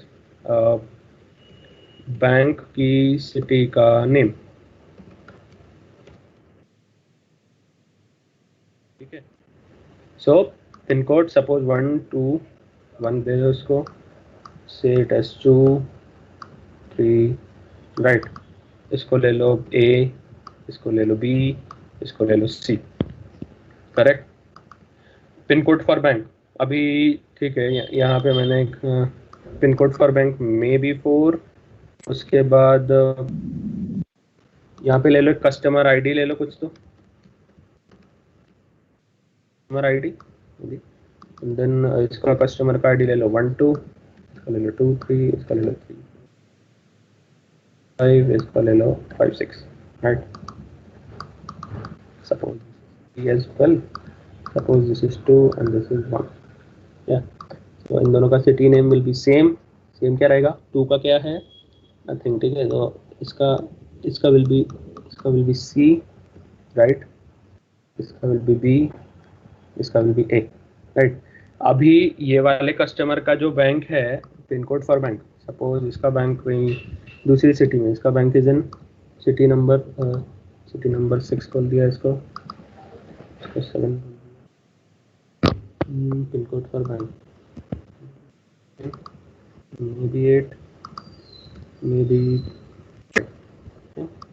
अभी इनका सिटी नेम इसको क्यू दे दिया, इसको भी I will give Q, and then इसको आई विल गिव R8, इसको आई विल गिव S, इसको I will give may be Y. अब ये देखो, ठीक है. अब अभी के लिए कंसीडर करो कि ये कॉलम है ही नहीं, ये वाला, ठीक है. सो व्हाट आई कैन से, पिन कोड, अगर मुझे पिन कोड पता है 1 पता है, सो सिटी नेम क्या होगा, A होगा. अगर मुझे पिन कोड पता है 3, सो सिटी नेम क्या होगा, C होगा. So basically pin code determine city name is a functional dependency, correct. अब मैंने बोल दिया कि सेम, अब ये सबको भूल जाओ, इतने को सबको भूल जाओ. अब से I have pin code as 6, तो सिटी नेम क्या होगा, Q होगा. If I have pin code as 8, city name क्या होगा, R होगा, ठीक है. अब मैंने क्या किया, अब मैंने कंबाइन कर लिया. So pin code comma pin code for bank, pin code comma pin code for bank will give me, ठीक है. So basically what I will do, अब सपोज मैंने pin code comma pin code for bank की value रख दी 1,6, ठीक है. सो क्या मैं ये बोल सकता हूँ कि city name comma bank city name की वैल्यू क्या आएगी, कैन आई से? या ओके समझा, सबको समझा, इट इज इम्पोर्टेंट, सबको समझा. बिकॉज 1 जो है, सिर्फ 1 can determine city name and 6 can determine bank city name. Clear? अगर 1 ही मेरा सिटी नेम डिराइव कर पा रहा है तो 1,6 can also derive city name. अगर 6 मेरा वही ट्रिवियल वाली चीज पकड़ लो, ठीक है, मेरा 6 भी डिराइव कर पा रहा है bank city name, hence 1,6 can also derive bank city name. So kind of, ठीक है. समझा.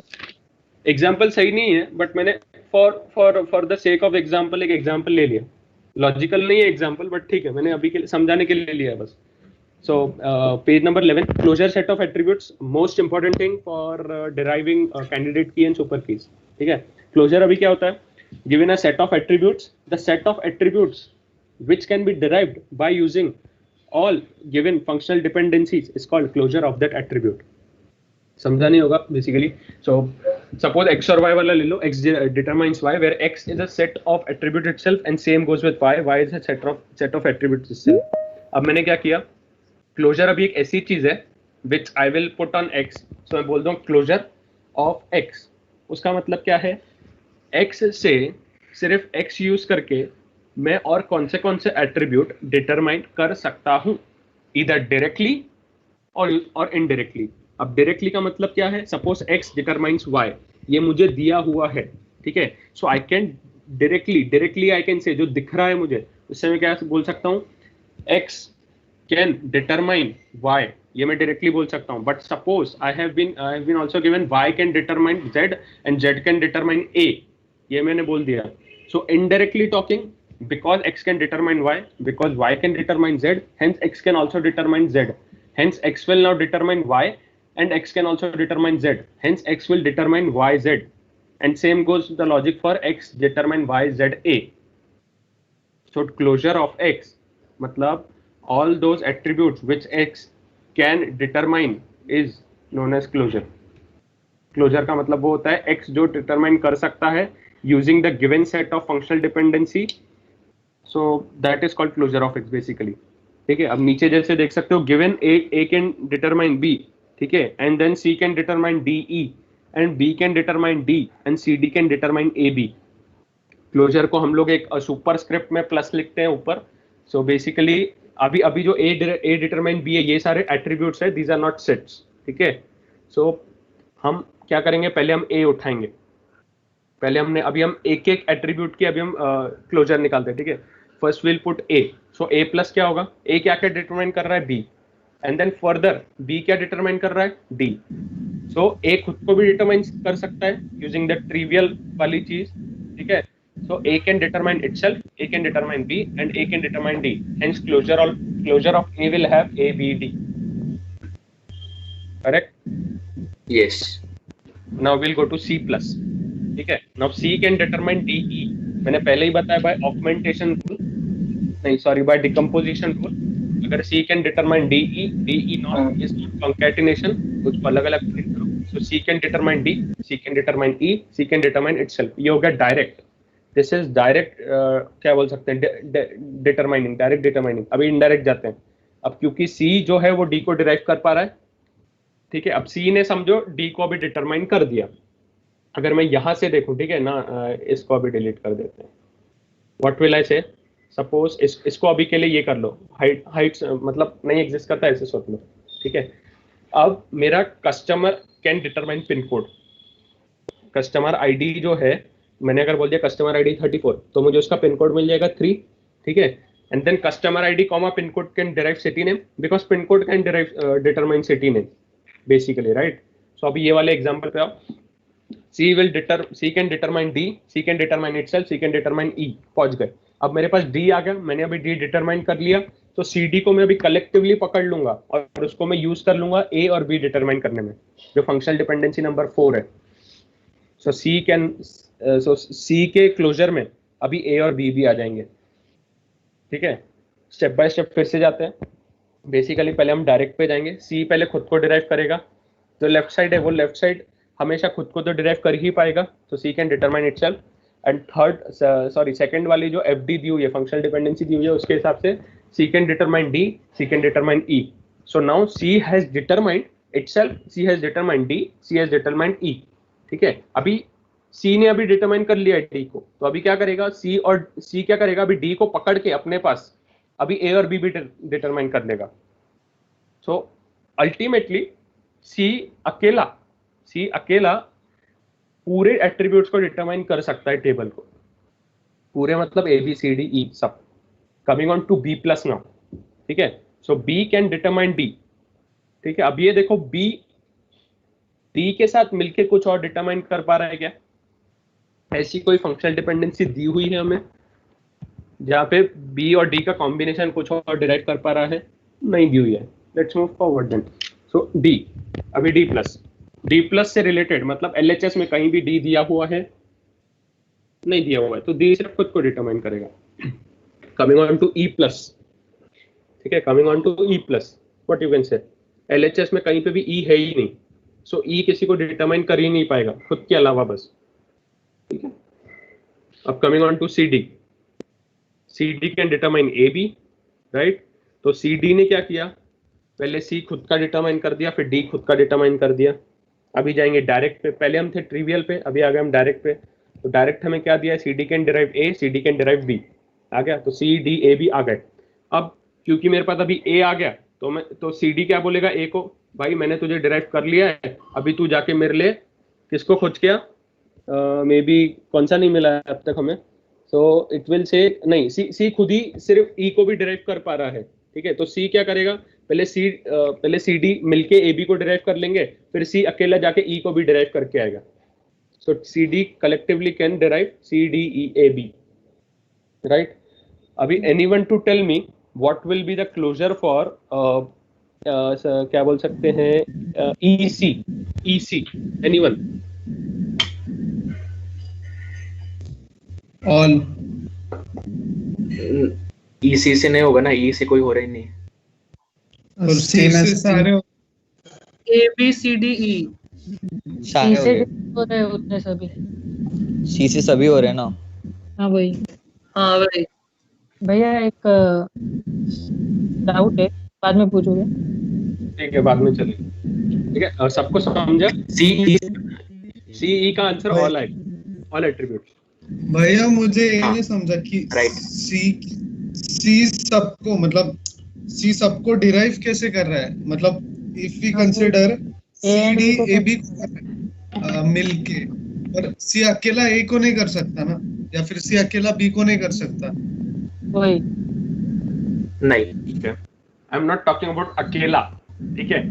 मैंने वही चीज कही कि समझो अभी इधर है. ठीक है. अब ठीक है, ये वाली चीज को मैंने हटा के, तुम्हें मेरी स्क्रीन दिख रही है आई गेस. नहीं भैया, वो सी प्लस की बात कर रहे हैं हम बस. हाँ, C C+ का बता रहा हूँ, रुको तो सही. Okay.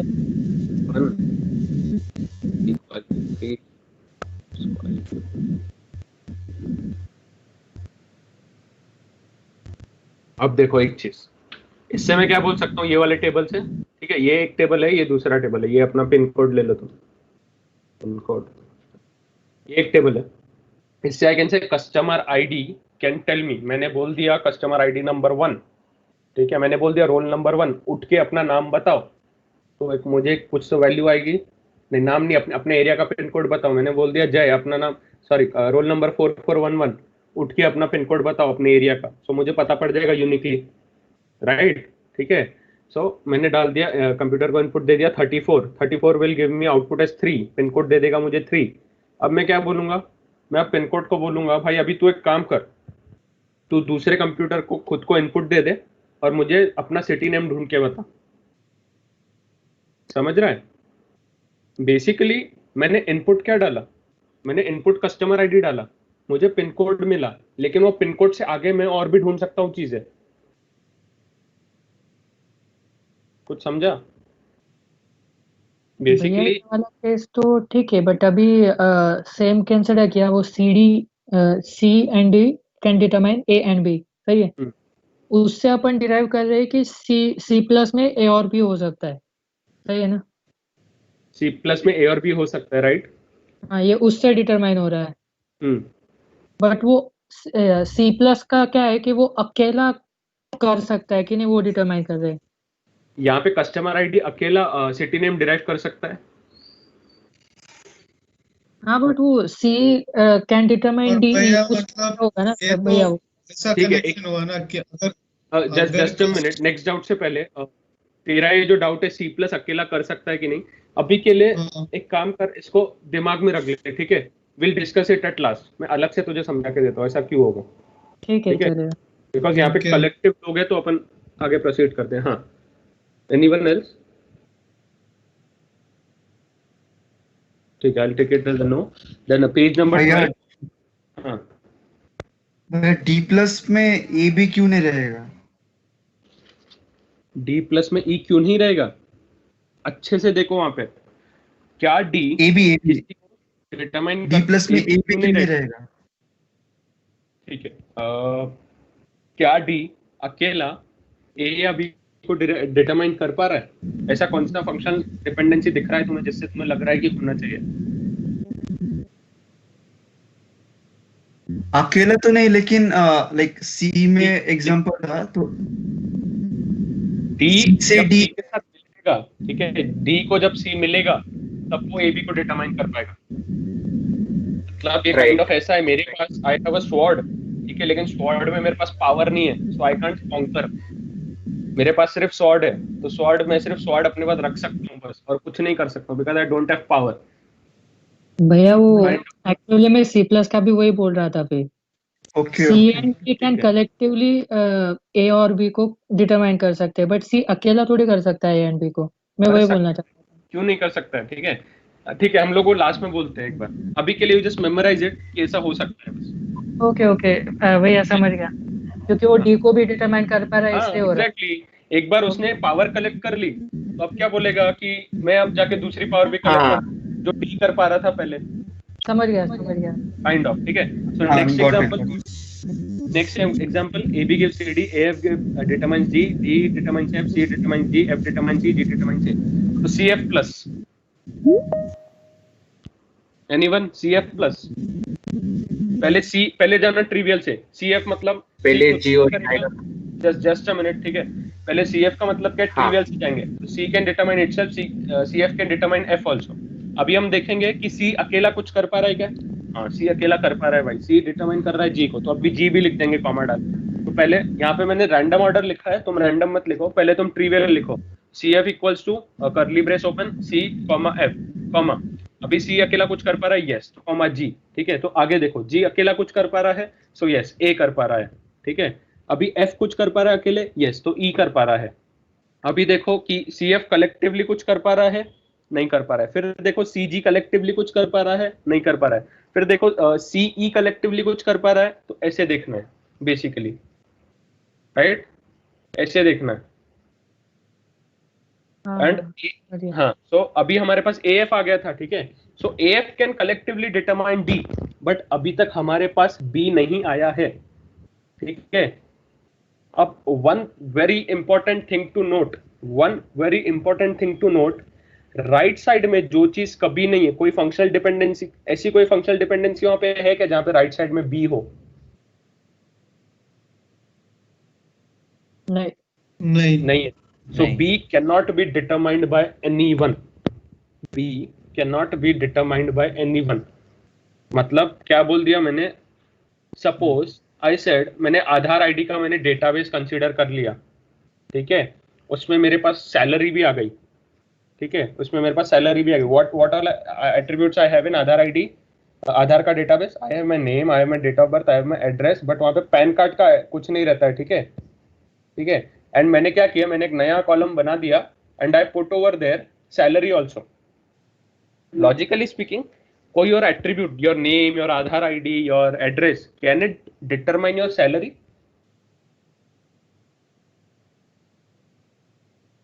No, logically speaking no, ठीक है। सो वही वाली चीज हो रही है, जब RHS में ऐसा कोई एट्रीब्यूट जो आएगा ही नहीं कभी, ठीक है, जो कभी आएगा ही नहीं, तो वो कोई भी क्लोजर में तब तक नहीं आएगा जब तक LHS में वो एट्रीब्यूट खुद ना हो।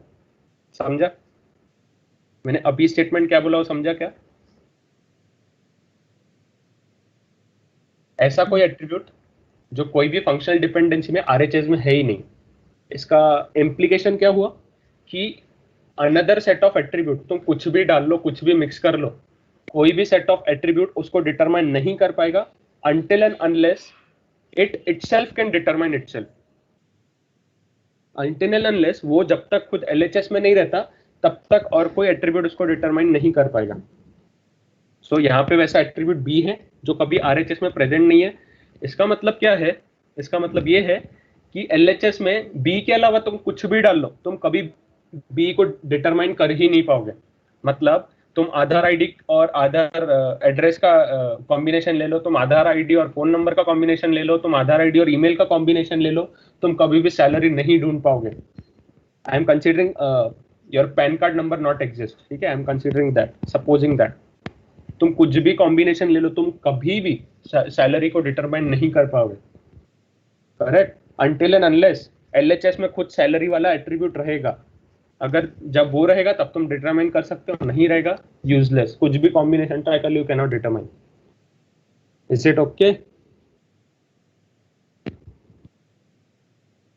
कुछ थम्स अप, थम्स डाउन, कुछ तो बोलो। ओके, समझा।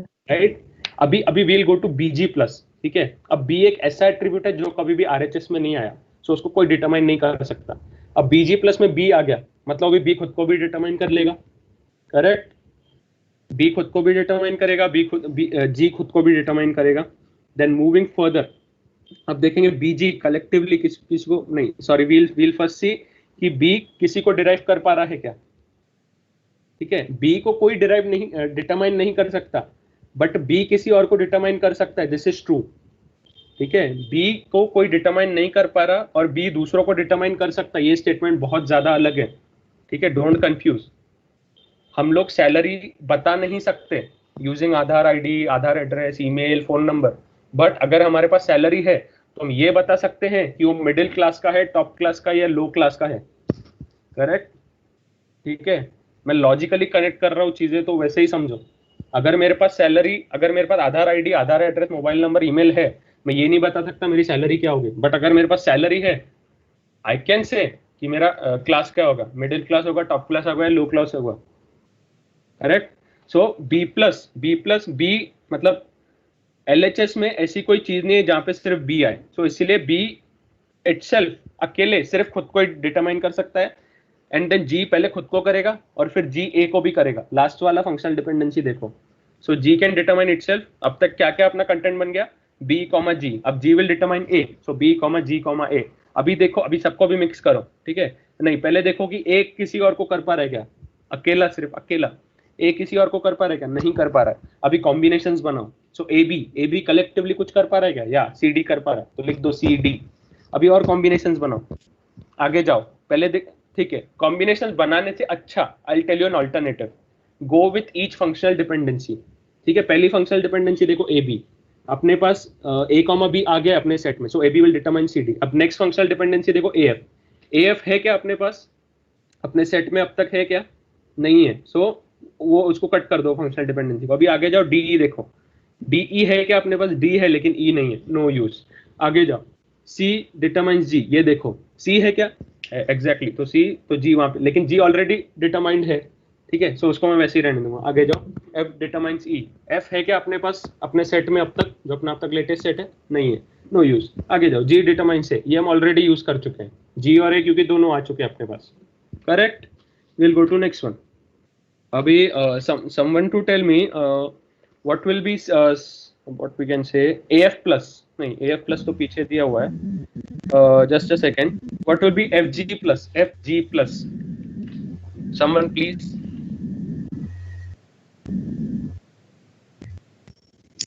F तो पहले E को डिटरमाइन कर रहा है तो E आ जाएगा, G A को डिटरमाइन कर रहा है तो A आ जाएगा, फिर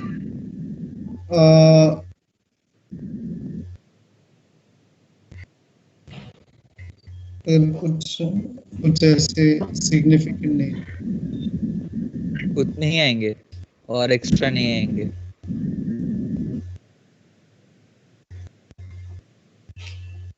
हेलो, कितने हाउ मच एलिमेंट, कितने एलिमेंट्स बोले, हेलो 5 आएंगे, F G A D E, right, yes. अभी किसी को कंफ्यूजन हो तो ये सेशन के बाद विल मीट, ठीक है। अभी coming on to F plus, then coming on to A B plus. So A F plus क्या, पहले ए और एफ ट्रिवियल वाला लिख दिया हमने, देन विल गो बैक। अभी हम एक एक उठाएंगे, सो ए उठा लिया, ए कुछ डायरेक्ट कर पा रहा है क्या, नहीं कर पा रहा है, छोड़ दो, ठीक है। हम लोग फंक्शनल डिपेंडेंसी जाते हैं, ठीक है, will not go by making combination. तो हम लोग एक एक एफडी उठाएंगे और देखेंगे कि उसका एलएचएस अगर मेरे पास है तो उसका आरएचएस आई कैन डिटरमाइन। तो करंटली अपना सेट कैसे बना है, a कॉमा f बना है, पहला functional dependency a b. Do we have a and b both? No. Discard this. Do we have a and f both? Yes, we have. Hence d भी आ जाएगा अपने सेट में. Coming on to next one, d e. We only have d, we don't have e. Hence discard. Coming on to c determines g. अपने पास c है ही नहीं, so g कैसे determine हो पाएगा. Coming on to next, f determines c. We already have f, hence e भी determine हो जाएगा. Coming on to next, g determines a. We don't have g, hence a नहीं आ पाएगा. a already है, but ठीक है, वो फंक्शनल डिपेंडेंसी काम की नहीं है, मैं ऐसा बोलूंगा. Coming on to ab plus, so a और b trivial वाले हैं. We'll go to first functional dependency. Yes, cd is determined. ठीक है, so a comma b comma c comma d. Coming on to next af, अपने पास f नहीं है, we can't say. Then we have de, अपने पास d है लेकिन e नहीं है, fine. Then coming on to c determines g, we have c, hence g भी determine हो जाएगा. Coming on to next f, f नहीं है अपने पास, then we have g, ठीक है, g है अपने पास और a determine होगा, a already है. Clear?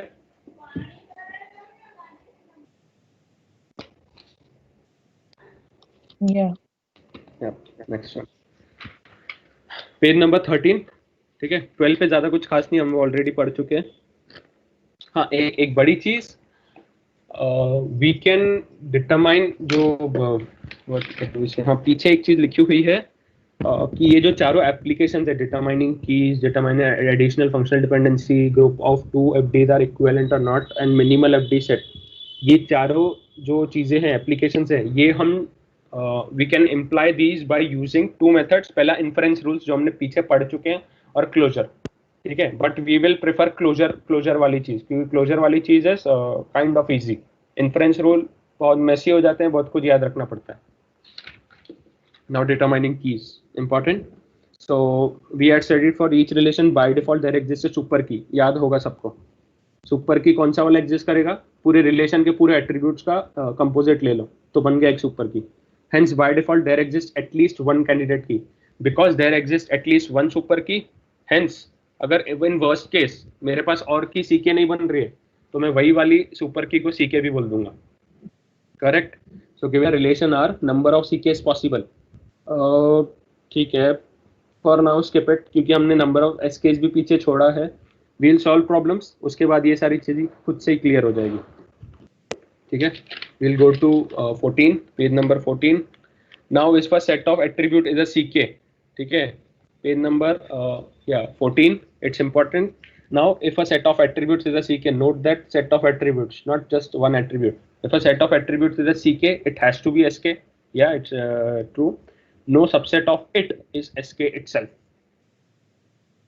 कोई एक जना unmute करो and explain me this point.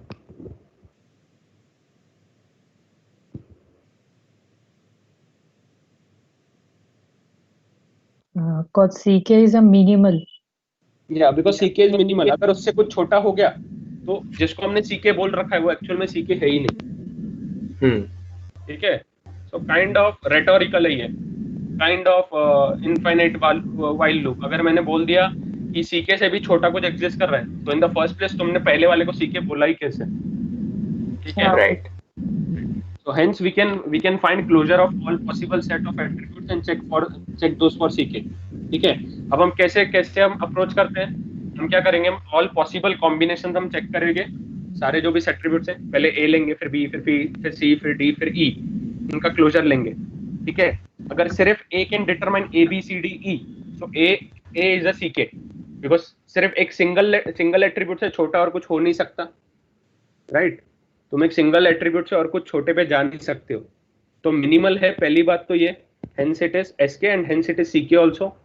ठीक है, अब फिर तुम B पे जाओगे, if B can determine सारे attributes so B is also CK. ऐसे तुम सबके लिए करोगे. if CDE cannot determine सारे एट्रीब्यूट्स तो CDE को हम CK नहीं बोल सकते. अभी हम थोड़ा आगे गए, अभी लॉजिकली स्पीकिंग क्या मैं कॉम्बिनेशन दूंगा. ठीक है, पहले मैं आई विल टेक AB का कॉम्बिनेशन, फिर मैं उसका क्लोजर ढूंढूंगा. Then I will take AC का कॉम्बिनेशन, उसका closure. Then I will take AD का कॉम्बिनेशन, उसका क्लोजर. AE का, उसका क्लोजर. देन BD का, BE का, सिमिलरली BC का, देन CD का, CE का, एंड देन DE का. इन सबके क्लोजर्स में लूंगा. And then I will keep finding until जब तक लेफ्ट हैंड साइड में मेरे पास 5 एट्रीब्यूट्स नहीं आ जाते, जब तक I don't consider all possible combinations. ठीक है, अब suppose A and B. A can determine all attributes of that relation. B can also determine all attributes of that relation. So जब मैं combinations लूंगा, ठीक है, is it worthy to check for AC as a CK? No. No. Anyone else please, and why no? Sir, if A is determining all the keys, Because A पहले ही सबको determine कर चुका है. A को हम ऑलरेडी कैंडिडेट की घोषित कर चुके हैं. तो अभी A के साथ मैं अगर कुछ और लगाऊंगा, उसका मतलब क्या होगा, मैं A को पकड़ के कुछ एक सुपर सेट बना रहा हूं. ठीक है, yes. मतलब मेरे पास ऐसी एक CK आ चुकी है जिसकी लेंथ 1 है. अगर मैं अभी A को पकड़ के और कोई एक नया एट्रीब्यूट का सेट बना रहा हूं, सो वो तो मेरा ऑल एट्रीब्यूट डिटरमाइन करेगा ही.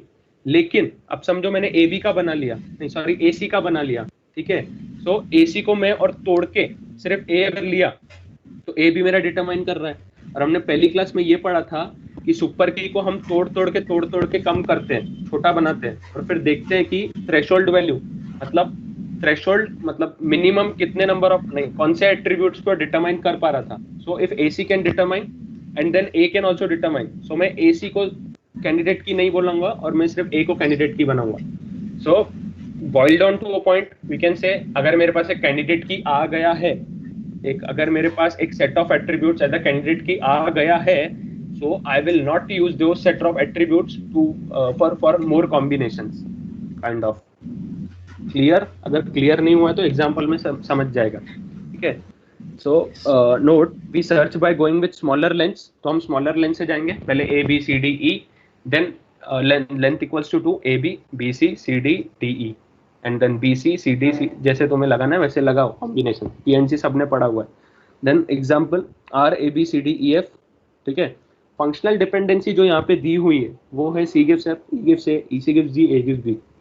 अब मुझे की बतानी है, की मीन्स CK बतानी है मुझे. वो जो 4 ऑप्शन दिए उनमें से EC. सॉरी EC कैसे? EC बिकॉज E कहीं पे भी राइट साइड में नहीं है और E खुद को डिराइव कर सकता है, और C से हम F को डिराइव कर सकते हैं, E से हम A को डिराइव कर सकते हैं, A से B को कर सकते हैं और EC से D को कर सकते हैं. ठीक है, करेक्ट. सो हम लोग यहाँ पे क्या करेंगे, हम लोग साथ, ठीक है, तो हम लोग क्या करेंगे, पहले first we will check for A now. तो पहले हम A प्लस लेते हैं, राइट. A प्लस अगर हमने लिया तो हमारे पास क्या आएगा, A पहले खुद आएगा and then B. Now I check C determines F. क्या ये मेरे कुछ काम की है? C मेरा एग्जिस्ट ही नहीं करता सेट में, तो आगे बढ़ गए, काम की नहीं थी. E ये डिटरमाइंस A. मेरा E क्या मेरे सेट में है? मेरे सेट का अभी स्ट्रक्चर कैसा है? सिर्फ A, B है वहाँ पे, E तो है ही नहीं. So E determines A, no use, आगे बढ़े. EC determines G. मेरा सेट कैसा है? A, B ही है, और आगे बढ़े, छोड़ दिया ऐसे भी. A डिराइव B ऑलरेडी हम कंसिडर कर चुके हैं. सो A प्लस में I only get A, B, that's it. A plus में I only get A, B. ठीक है, छोड़ दिया ऐसे. अभी coming on to B plus. Similarly B plus में सिर्फ B आएगा. ठीक है, B प्लस में सिर्फ B आएगा, because B alone can not identify anything else, क्योंकि LHS में अकेला B कभी है ही नहीं. LHS में अकेला आइसोलेटेड B कभी है ही नहीं, एग्जिस्ट ही नहीं करता है. Coming on to C plus. What all C plus can give?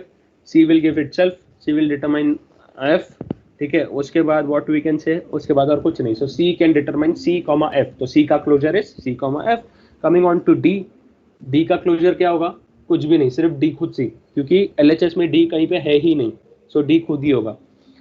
Coming on to E plus.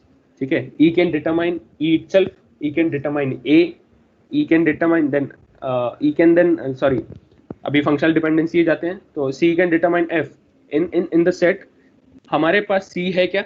नहीं है, सिर्फ E, A है. Fine. Coming on to next, ये हम यूज कर चुके हैं. Coming on to next, EC can determine D. हमारे पास C है क्या सेट में? नहीं है, we skip it. Coming on to A, B. हमारे पास A है क्या सेट में? Yes we have, so A determines B is correct. ठीक है, fine. So what we can say, E का क्लोजर हो गया E A B, ट्रू. ठीक है, now we will go on, अभी कॉम्बिनेशंस पे ट्राई करेंगे. ए बी का closure will be A B, check कर लेना तुम. Then we will go to A C, same A C का closure will be A C only. A C F, sorry A रहेगा, C रहेगा और F रहेगा और बी भी आएगा. सो ए सी एफ बी ऐसा रहेगा. फाइन. एंड सिमिलरली ऐसे सारे हम करते आएंगे. अभी a point worth noting here is, मैंने जो चीज पहले समझाई थी, मुझे पहले सबसे पहला my task would be to find such an attribute which is not on RHS, which is not able to be determined by any other set of attributes. तो ये वाली चीज को याद रखने के लिए I told you that thing. ठीक है, सैलरी वाला, आधार आईडी ले लो, ईमेल ले लो, फोन नंबर ले लो, you can determine salary until and unless you don't have a PAN card number. ठीक है, you can determine salary. So salary ऐसी चीज है जो आधार के डेटाबेस में उसका सिग्निफिकेंस ही नहीं है, काइंड ऑफ बोल सकते हैं. सो पहला वैसा कोई एट्रीब्यूट ढूंढ लो जो कभी RHS में नहीं आता है. यहाँ पे वैसा एट्रीब्यूट वाज ई, जो कभी RHS में आ ही नहीं रहा है. सो प्रिटी लॉजिकल, मेरा जो भी की रहेगा उसमें ई तो मेरा आएगा ही, बिकॉज मुझे की का काम क्या होता है, सारे एट्रीब्यूट्स डिराइव करना, और ई को तो कोई डिराइव कर ही नहीं पा रहा है. सो कंपल्सरीली मेरे एट्रीब्यूट में एटलीस्ट ई तो आना ही चाहिए. ट्रू. सो ई को ऐसे वाले एट्रीब्यूट्स जो कभी भी RHS में नहीं आ रहे, उनको I'll say as, क्या बोलते हैं कुछ तो, उनको बोलते हैं, यू से समथिंग एज कंपल्सरी एट्रीब्यूट, ऐसा कुछ तो बोलते हैं, कुछ तो ऐसा बोलते हैं. बट लॉजिकली सेइंग RHS में जो नहीं आएगा, हमेशा वो वाली चीज तुम्हारे की में आनी ही चाहिए, बिकॉज वो एट्रीब्यूट को कोई और डिराइव कर नहीं सकता. अगर उसे डिराइव होना है तो उसको खुद को की में रहना ही पड़ेगा. राइट. तो अभी वहाँ पे ई है. अभी इसकी वजह से option A and option D get cancelled, क्योंकि इनमें ई आ ही नहीं रहा है. Now we look for option number C, A E देखेंगे.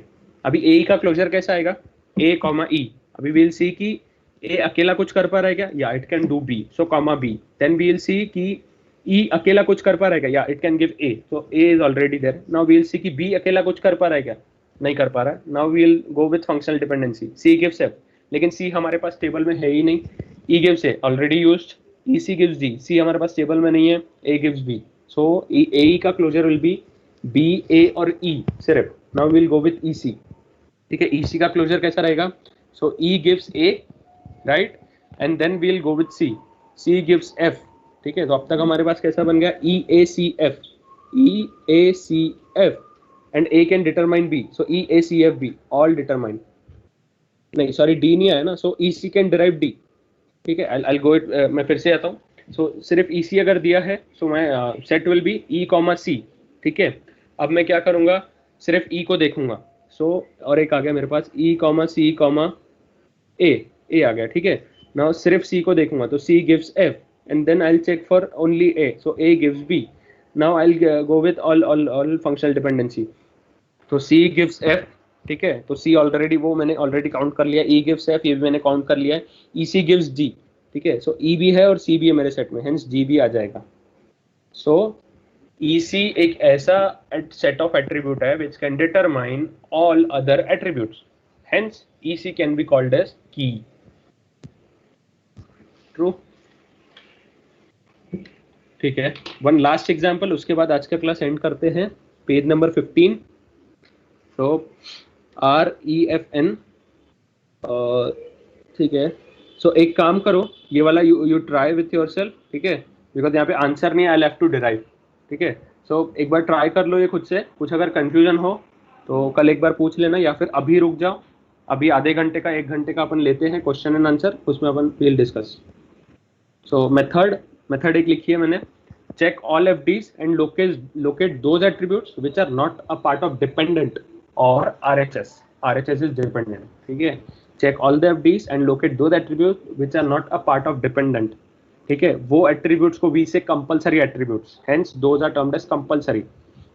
If, अब सबसे पहली चीज, ये मैंने चीज अभी कवर नहीं की, so ये is important. If the compulsory वाला attribute अगर वही बाकी सबको डिराइव कर ले रहा है, मतलब व्हाट वी कैन से, कैसे बोल सकते हैं कि हाँ यही वाला ले लो, ये वाला ले लो. ठीक है, अब यहाँ पे व्हाट आई कैन से कि एम्प्लॉय आईडी जो है, ठीक है, employee ID can derive everything but nothing can derive employee ID. मतलब एम्प्लॉय आईडी कभी भी राइट में आएगा ही नहीं. ट्रू, एम्प्लॉय आईडी कभी भी राइट में नहीं आएगा, ठीक है, बट एम्प्लॉय आईडी के बाद इतनी पावर है कि वो सबको डिराइव कर लेगा। So first thing I have to check right में एम्प्लॉय आईडी नहीं है, which is true, hence it is compulsory attribute. Then I check कि कहीं एम्प्लॉय आईडी तो सबको डिराइव नहीं कर पा रहा है। अगर ऐसा कर पा रहा है तो मेरा प्रॉब्लम ही सॉल्व हो गया, मुझे अपनी कैंडिडेट की मिल गई, राइट। हाँ, मुझे बाकी की कैंडिडेट्स की के लिए चेक करना है, मुझे सिर्फ वहां पे रुकना नहीं है। I have to check all other possible candidate key, ठीक है। बस क्वेश्चन ऐसा आता है कि इसकी क्या क्या सीकेस पॉसिबल है, ऐसा नहीं कि कोई एक सीके बता दो, ठीक है। मुझे बाकी कॉम्बिनेशन चेक करना है, बट दिस इज ट्रू कि अगर मेरा EID सबको डिराइव कर पा रहा है, कंपलसरी वाला अगर डिराइव कर पा रहा है, तो मुझे आगे ज्यादा कंपलसरी के साथ I don't have to check other combinations, ठीक है। और अगर कंपलसरी वाला मेरे पास कोई भी एट्रीब्यूट है ही नहीं, so I will go with the exhaustive thing. एक एक लो, A लो, फिर B लो, फिर C लो, सबका क्लोजर निकालो, फिर AB का कॉम्बिनेशन लो, BC का कॉम्बिनेशन लो, ऐसा, correct. So we'll end the session. हाँ, उसके नीचे और एक एग्जांपल है, वो भी एक बार सॉल्व कर लेना, उसका आंसर दिया हुआ है। ऊपर वाले का answer I will tell tomorrow, ठीक है। सो अभी किसी को डाउट्स है सो वो लोग रुक जाओ। वील बिगिन एट 1950, यानी कि 750 को हम लोग वापस करते हैं।